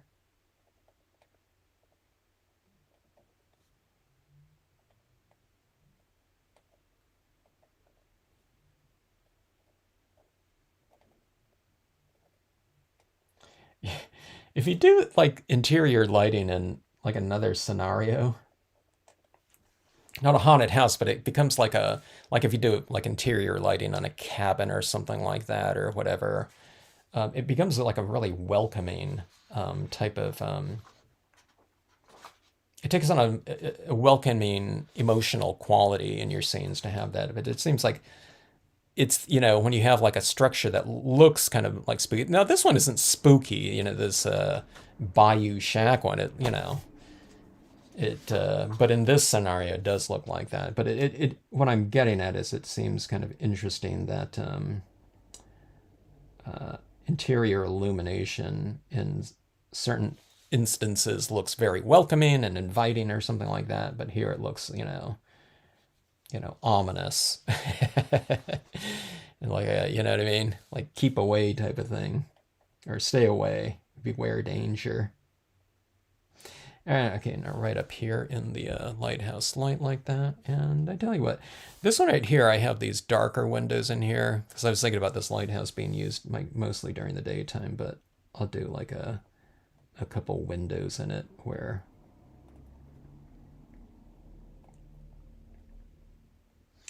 I don't know, whatever, someone's still awake up there on maybe that upper floor like that. Okay, go like that, and I think that is it with here. I have these, what do you call them? These sconces or something like that, right on the tops of the columns, or what do I call those? Like that. So we'll illuminate those as well. Okay, but that's like just some lighting in here. Now let's do some, those represent like interior lights or something like that, but now let's do some highlighting with this pen as well, okay? So let's see here. Yeah, shading and light on here, so it makes it really easy, huh, Linda, with the pre-printed papers. Okay, now I guess I am going over some of this chalky pastel pencil. If your pens are flowing well, it goes on really easily. Uh, I got some new ones. My older one might not flow as much, but my flow is like stronger than the chalks. I don't know, the chalks, the powdery chalk. Whatever the entrance rate of it to go up in my nib there is, it's not as fast as the flow of the paint here, so I'm not, it looks like I'm not having any problem with it. Okay, so anyways, on the sides of the objects facing the moonlight, we'll give a little bit of a highlight like so, like that. So like on all of our cypress knees and on the texturing of the tree right here. And it's where it's kind of lighter on that side anyway. I'm just reiterating it with this pen right here. Now some areas, okay, now some areas are solid. Let's see. Like, let's say, for example, like these tombstones right here. So the shadow goes at the base of them, right? And we have the shadows at an angle from the light source. Now, with the pen here, you take the opposite end of things and you put this highlighting on the top sides of them. And again, but on the side of the object facing the light like that. So now if you just do it on one of them, it looks kind of awkward and it doesn't really make sense. So you have to do it on a lot of different objects, you know, saying that it's kind of referencing that same light source. Okay, now this one right here, let's go with a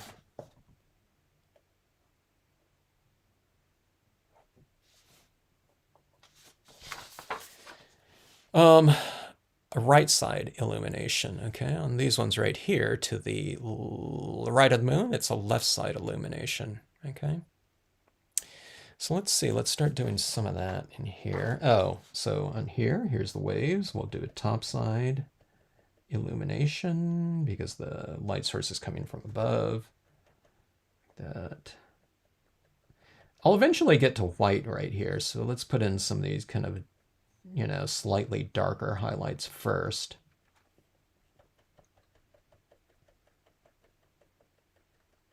Now this is like some spindrift coming off the top of the wave here. Okay, have a little bit of a higher concentration in the lighter area, but over here it starts to get darker, so I just have like, you know, sparser application of, in this case, dots here. Okay, you can also do line work like this too, you know, if you want to. I usually don't do too much line work, but I should.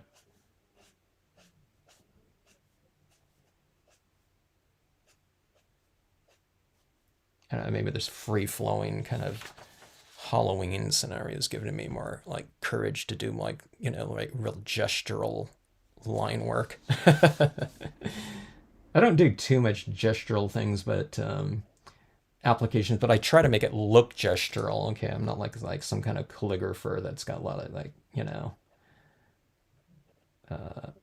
confident, you know, fluid. What do we call it? Not dexterity, but I don't know, whatever. Grace. Okay, so see on my top surfaces of my rocks like that? See how it kind of brings that area to life a little bit? The whole thing's kind of coming to life, right? With these little sparkly kind of touches like this. So look even right here. So that's kind of a, you know, it's a certain type of texture in there, but I can put in a little bit of a lighter kind of texture. You know, this is more opaque, although it's not completely opaque. It's a little bit more opaque than that pastel pencil. You know, pastel pencil's kind of see-through. So, but if you kind of put something like that, I don't know if you can see it in there, but it creates a little bit more of a shimmer, okay? And see right here, just as we go from darker, to lighter down here with the shadows, or darker to lighter in here with the vignette, you go from lighter to dark this way. So I'm going heavier concentration to dots and a sparser one out here. So here this kind of light kind of comes through there like that. So a little bit closer dots, a little bit more spread out like that. So here I'll put some down here, just kind of, I don't know if I would normally do that, but just to kind of make my point here. See this, how it gets spread out like that. So you have this kind of like, kind of a more glowing, kind of magical light like that, because it sparkles now, okay? Could be up in the sky, could be anywhere. Now, at some point in some time, it's like, oh my God, I added way too many dots, and if you did, then just go over that, go over it with a little bit of a colored pencil or something like that, and just tone it down a little bit, and it won't be so kind of like crazy busy, which happens, happens to me a lot. It's like I add too much sometime. All right, so let's see. Let's go in with those. Let's go in with some frog eye.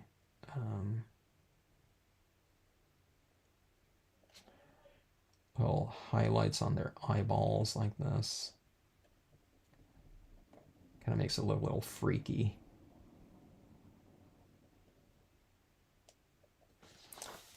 Like that. See those little glowing eyes like that. And then her, let me see if I can get this here.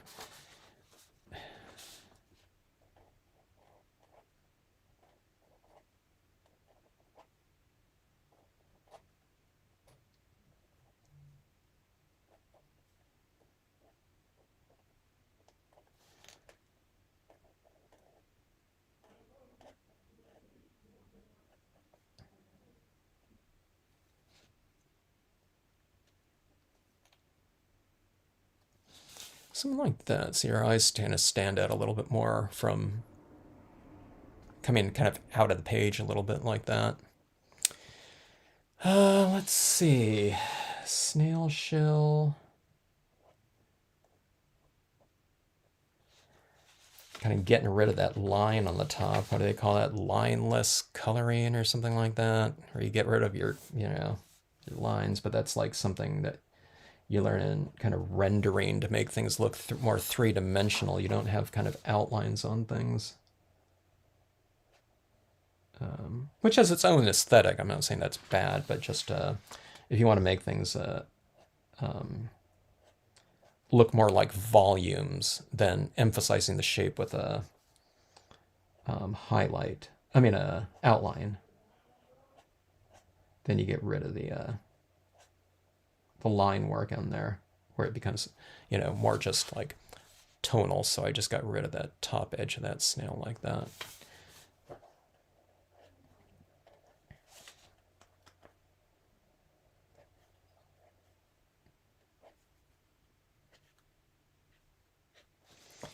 All right, so I'm looking around at this, and a lot of things aren't apparent to me as I'm working on this, but they start to reveal themselves more as I start doing this.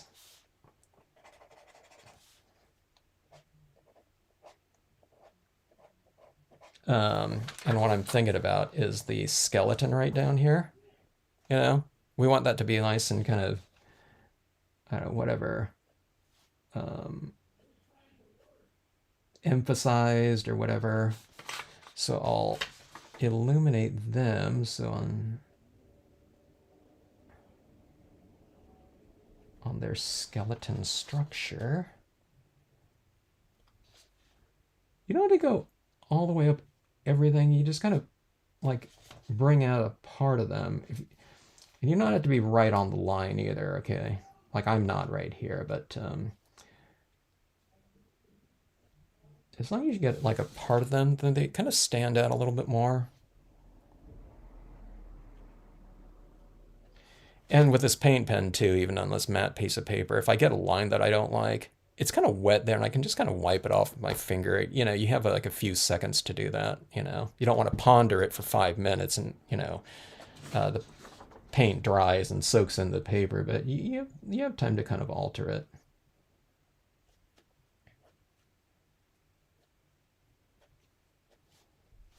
Okay, let's see. So right down here, how about in this sandy area? Let's put a few little highlights right in there.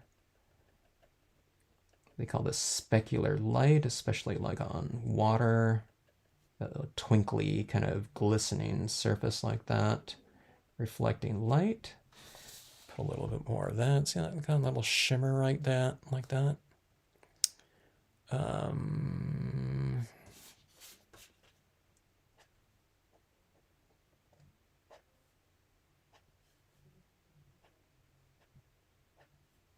That little column there, I made it a little bit too strong, so I'm just going to wipe it off a little bit, and it's a little bit lighter like that.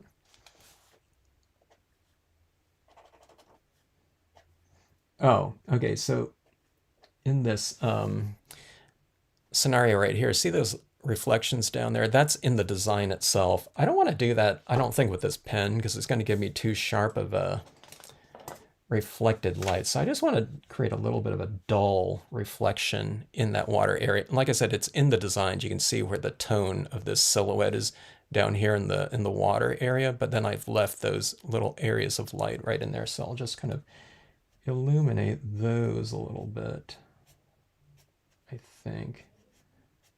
It's kind of a different color. This one's like white. That one's kind of like a warm gray, but that kind of creates that little bit of a reflection of light down in there like that. It's a little bit too light. Let's see, let's dab it off. That's better like that, right? All right. So, I think that is about it. I'll probably look at this and think, oh, you know, here's another thing, and here's another thing, and then here's another thing after I finish this. Oh, I didn't go into the white either, too. Well, I'll try a little bit of that. But I think this is just about done, or it could be.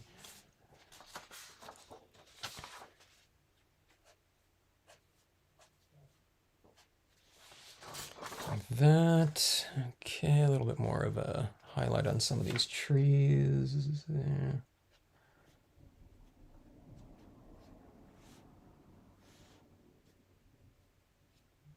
Okay, oh, let me see. Here's some of these knees over here. Like that.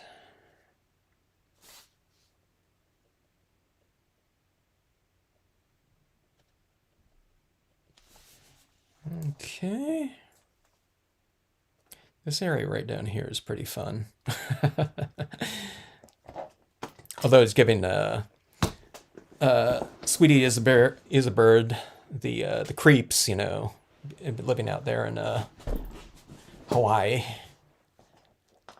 Oh, function of one. Good night to them.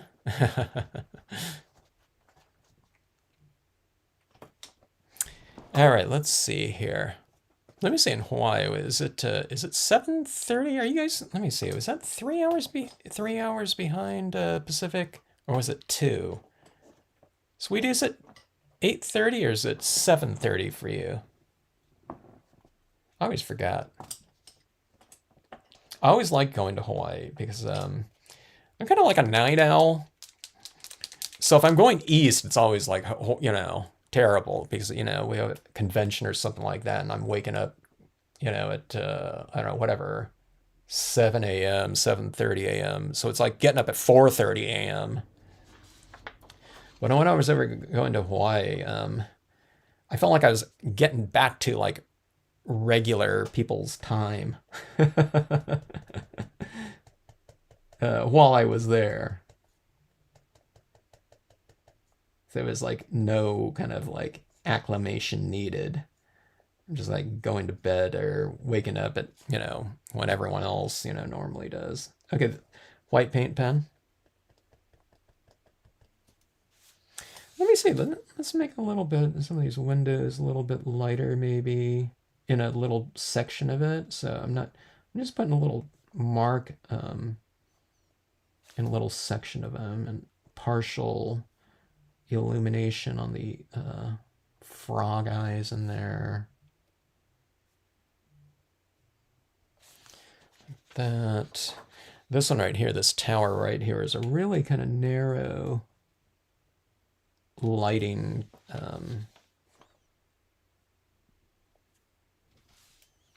whatever slots. I just put a little bit like halfway into that beige one just to give it a little bit of a tonal change there.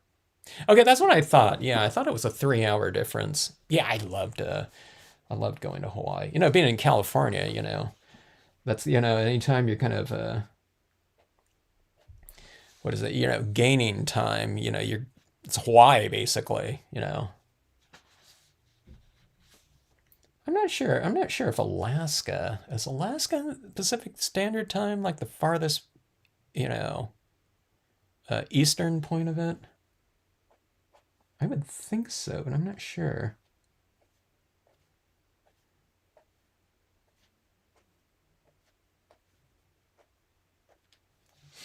All right.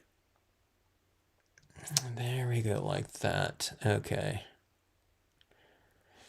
I think I do want to add in some of that white pigment ink into this piece. Especially like around these sconces too. Just to make them glow a little bit more. Let's do a couple things right here too. Let's put, let's do this right here. Let's do some little glowing little fireflies right here.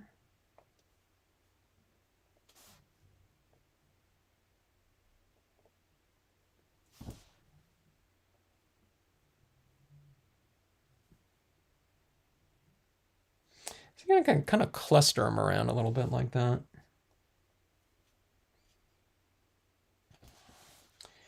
And then let's do this. We'll add a couple of these little dots up here, and these will represent stars. Okay. I'll show you what I'm going to do with these ones right in here. These are these little dots right in here. Okay. So they might represent something different in the different areas here, but it'll give the pieces a little bit of textural lighting, I guess textural lighting continuity here. Zoom this right down here. I mean, I think it looks okay, but let's do, do I want to bring, okay, let's not do the dots down there. I think we'll have enough on the upper areas, unless we need it down below after adding them up top. Needing them in terms of, I don't know, just visual interest, because these little glowing little stars look really fun. And sometimes it's like, okay, I've added it in a couple areas and it's working really good, so it's like you have to add a little bit more.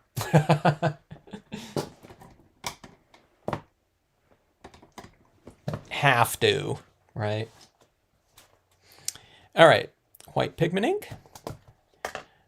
Dab in. Now my pad is really, really dry, I think. So I'm not going to be adding like a blob of paint. In fact, my pad is almost like too dry here. And I keep it that way with this pad. My C pad. My other one that I make impressions from, I keep it, medium wet. Okay, so we're just going to lightly dab in there. See, you can't see like anything that I'm applying right here yet. So it's only through kind of multiple taps. And now you see I have a glowing little dot there now.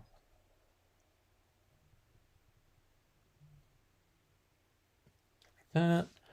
See these little glowing lights like that. They look a little bit more. They look a little bit more three-dimensional too. I don't know. I think they come off the page a little bit whenever I do this. It doesn't. It's because it's light, but it's also a textural change. Everything everything that we stamp on a piece of paper, a lot of times of a similar texture. I'm trying to go for multiple textures, but this one really looks different in that it's like a soft light. So you can, it's like a really tiny little element, but it stands out because there's nothing else on there of a similar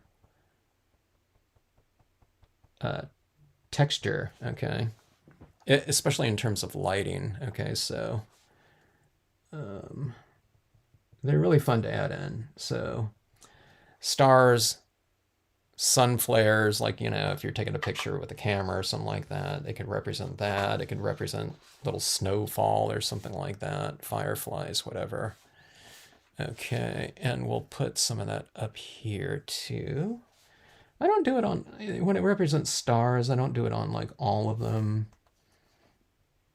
You can kind of pick and choose a few kind of within that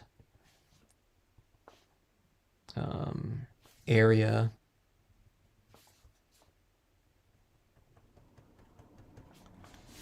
Like that. All right, so it kind of brings the that upper area to life a little bit more.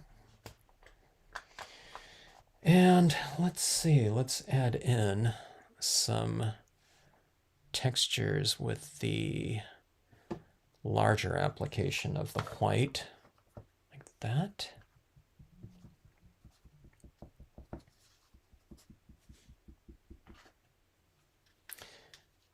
Yeah, the symmetry sets aren't very well known, but I don't know, for some reason I don't know, I've sold a couple of those sheets just within the past couple days. A lot of people don't know about them, or they wouldn't think about them, landscape stamping or whatever. But I sent out a butterfly one, I think it was today. And then someone ordered, I think, the moon set. It's a lot of celestial ones. Okay, so white pigment ink, let's apply some of that right down in here. Okay, now I really need to re-ink my pad.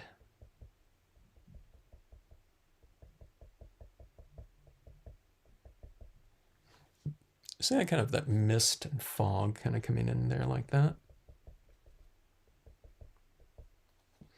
Let's put some on some of those tombstones in the background like that. So I see that kind of light coming through like that.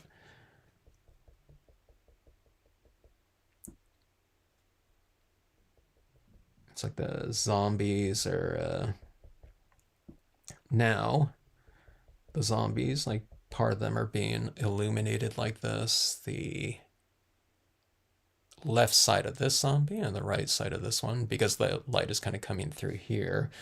Let's have it come right down in here too, and have it hit the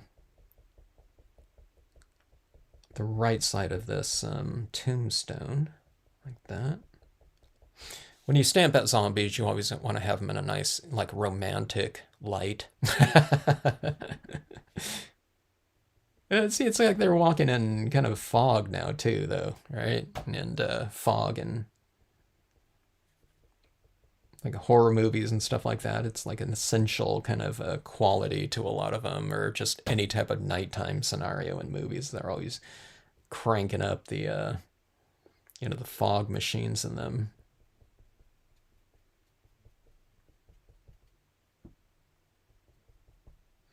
All right, so seeing that right there, let's have some of that mist kind of come over into here too.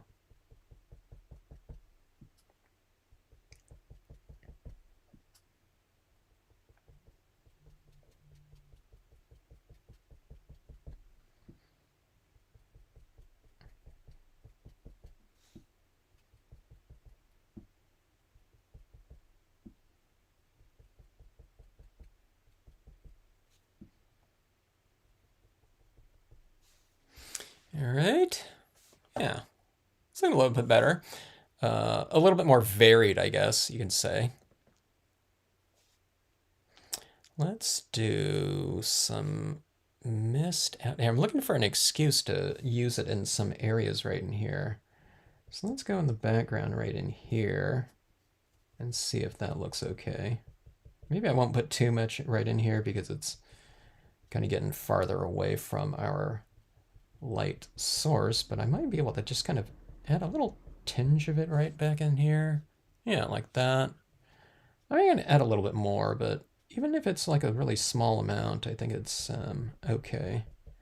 Or enough to just kind of vary that a little bit. See, that's like that texture is like back in there a little bit.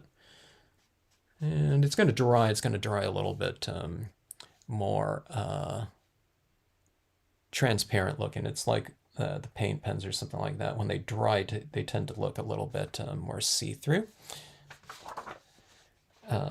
Which I say in like every video.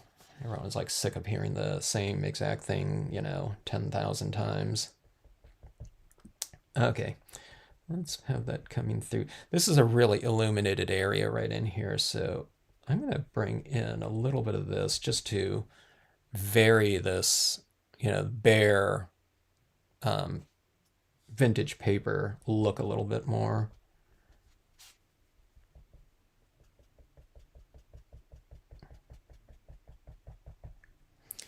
All right, something like that. Yeah, there we go. Well, there's just kind of like a low-lying fog on the ground or something like that, kind of creeping over. And let's see. We'll add some around our ocean waves. And it kind of adds a little bit of a softer kind of texture, similar to what the pastel pencil does, but it's a little bit different. It's like a little bit more of a glowing type of look like that.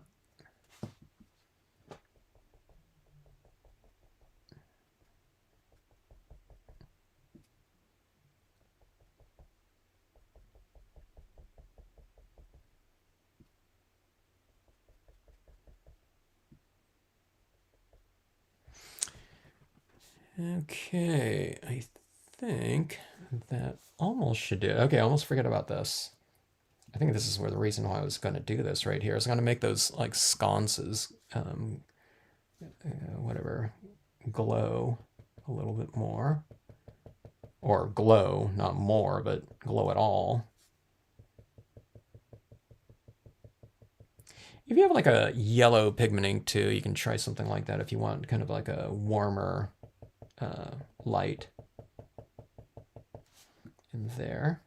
Yeah, I think it looks pretty good. It kind of takes on a different look than right up here too. It's a little bit of or a lot softer of a light right in there, like that.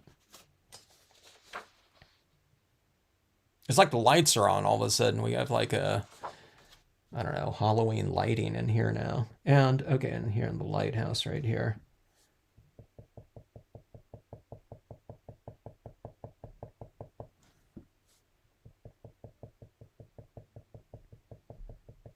I'll go a little bit heavier in the lighthouse, being that it can take it, because it's supposed to be kind of a, super bright light anyway. That, you can even have it kind of a directional light coming, through somewhere. I don't think I'll do it on this one. Because it'd cut across too many things in there, but too many objects. All right, I think that should do it. It's our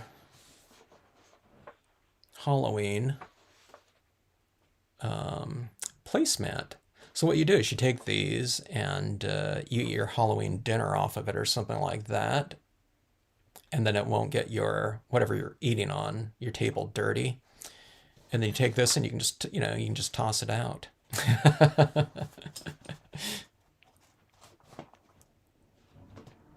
All right, so anyways, what do we have here? Cemetery and zombie scenario, our our monster toads bayou area. Skeleton dancing in the moonlight Halloween night scenario right here. And the point I don't know, whatever, Shark Point lighthouse scenario. Do not enter enter at your own risk right here. Type of scenario right here. I think, I feel that this eyeball thing in here, I mean, it didn't, you know what I mean? It kind of stands out in there, but it does separate the thing. I don't know what I would have put in here. I was going to put this like single eyeball in the middle right in there, or with some clouds or something like that. But I feel that this thing right here, I don't know, it's like the center of a clock or something. I don't know. I think it separated the scenarios, fairly decently. I mean, I could have something else in here, just some extra imagery or something like that, but I felt that it needed something heavier, in terms of like an anchor image, so like a big eyeball or something like that would be, or, you can do like a full moon in the center, maybe. I don't know. Maybe that would be kind of weird for the objects, or for the scenarios up here to have like the, lower, kind of a celestial body or something like that in that area right there. But yeah. Anyway, um, this too, what I could do is I could kind of make this. I was kind of integrating it a little bit more with a little bit of shadows, but one of the things I could do is I could do a drop shadow underneath it, where it looks like this thing is kind of hovering above things. That might look kind of cool. And it might kind of separate it a little bit from the background. Yeah, drop shadow. I'll have to think about that one. I might add that in there, as I look at this right here. Just, you do that little offset thing, so you have the shadow coming in from like right here and down here, and then you have it kind of going like right over here, a little bit to the right and lower of that, and that might, I don't know, that might look kind of interesting. I guess you can do it. You could have done people could do like a word stamp in here too, if you have like an open area, and that might be kind of cool. Like if you have like a Happy Halloween or something like that. Wish you were here. Actually, that would be pretty cool. If you don't have this in here, you can still do it. You can put like this stamp on a separate piece of paper and put, the wish you were here or something like that, and that would be pretty funny. But anyway, thanks to anyone watching for joining in on Halloween for this impromptu, fairly large composition, and bearing with me here. I didn't know what any of these portions were going to look like. I did know that I was going to stamp out that face in there, and I just kind of picked out some things roughly. I knew I was going to have like a swampy thing and, lighthouse, but I really didn't know anything else from then on about what was going in here. I think the four structures and the four different quadrants, kind of anchored those areas down pretty well. But anyway, it's fun to do. Throw out, kind of things, throw out perspective, I guess. I don't know. I guess there's perspective working in each little quadrant, though.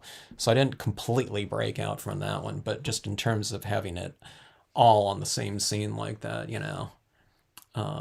it's like near, far, in each one of these things. It's pretty fun to kind of blend in like that and not worry about, whatever.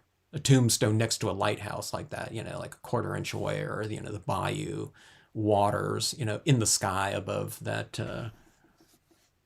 that mansion like that. It all kind of works out. You just kind of like blended everything together. I do. That's how I brought them together. I blend them together with like texture and mostly shadows, and then there's other little things or little things like lighting, with the highlights and stuff like that. But pretty much the shadows and the texturing, that little rock stamp, really gets, I don't know, like 80% of it, 85%, I don't know, 85% of it done, I think. And then the highlighting and all that stuff, although it really stands out after you do it. But I think it was mostly the shadows and the that tiny rock stamp. So bringing it together. Anyway, blabbing on right here. I'm just pondering it. I'm trying to think about it. I don't, if I wasn't on a live stream, I wouldn't be thinking about that at all. But I'm just trying to explain it here. Or, I don't know, explain it to myself, maybe. Oh, yeah, so some of those, someone is mentioning on these frog eyes right here, was it the frog eyes? I think someone mentioned putting like those little, if you had like those little tiny googly eyes, that would look pretty cool on these little frogs right here. If you wanted to bring in some little extra dimension to your the pieces, I think something like that would be cool. So there's all kinds of little things you can do too, in terms of little embellishments or something like that. That would be pretty fun. And here, glitters and stuff like that would possibly look interesting. But yeah, I don't know, really fun stuff. I really had fun working on this type of format here. We'll have to think of some other, we'll do it instead of monster maps, we'll do like, I don't know, whatever, Christmas village map or something like that, right? I don't have like a ton of like Christmas types of imagery though, unfortunately. Yeah, the drop shadow. I don't think I'm gonna think about that one, Leslie. I think that might be it might. I think it'll make this thing, this little area in here, kind of. It'll make it stand out, but I think it'll make it look I don't know, more dimensional and kind of like integrated, like it's casting its shadow in there or something like that. I think that might be kind of interesting. So, yeah, I don't know. I'll think about that one. All right. Thanks for joining in again. Hope everyone had a great, like I said, Halloween season and day, evening. Great to see you all.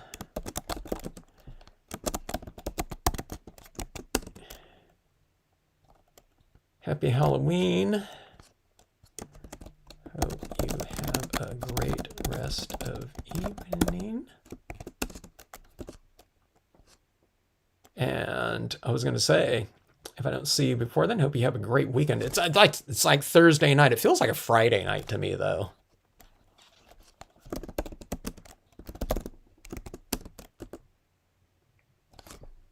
Oh, you have some of those. Maybe you mentioned that to me. There's been so many new things that we've been working with, Linda. Practicing, playing around and experimenting with. I forget what people have. Like I forgot you had that glow in the dark. It was the paint pen, right? Or something like that. So I need to take a look at some of those other things. Someone mentioned that burnishing glitter. So I got that over on my desk, to look up. Right now, but yeah, so many fun different types of media to work with. This little scenario right here with those sharks cracks me up with that hand there. Jaws. I need to do this one in color, but just with one shark, and I'll name it Jaws. Yeah. Or is that supposed to be Cape Cod or something like that? I don't remember. All right, folks. Have a great rest of evening. And thanks again, and great to see you all.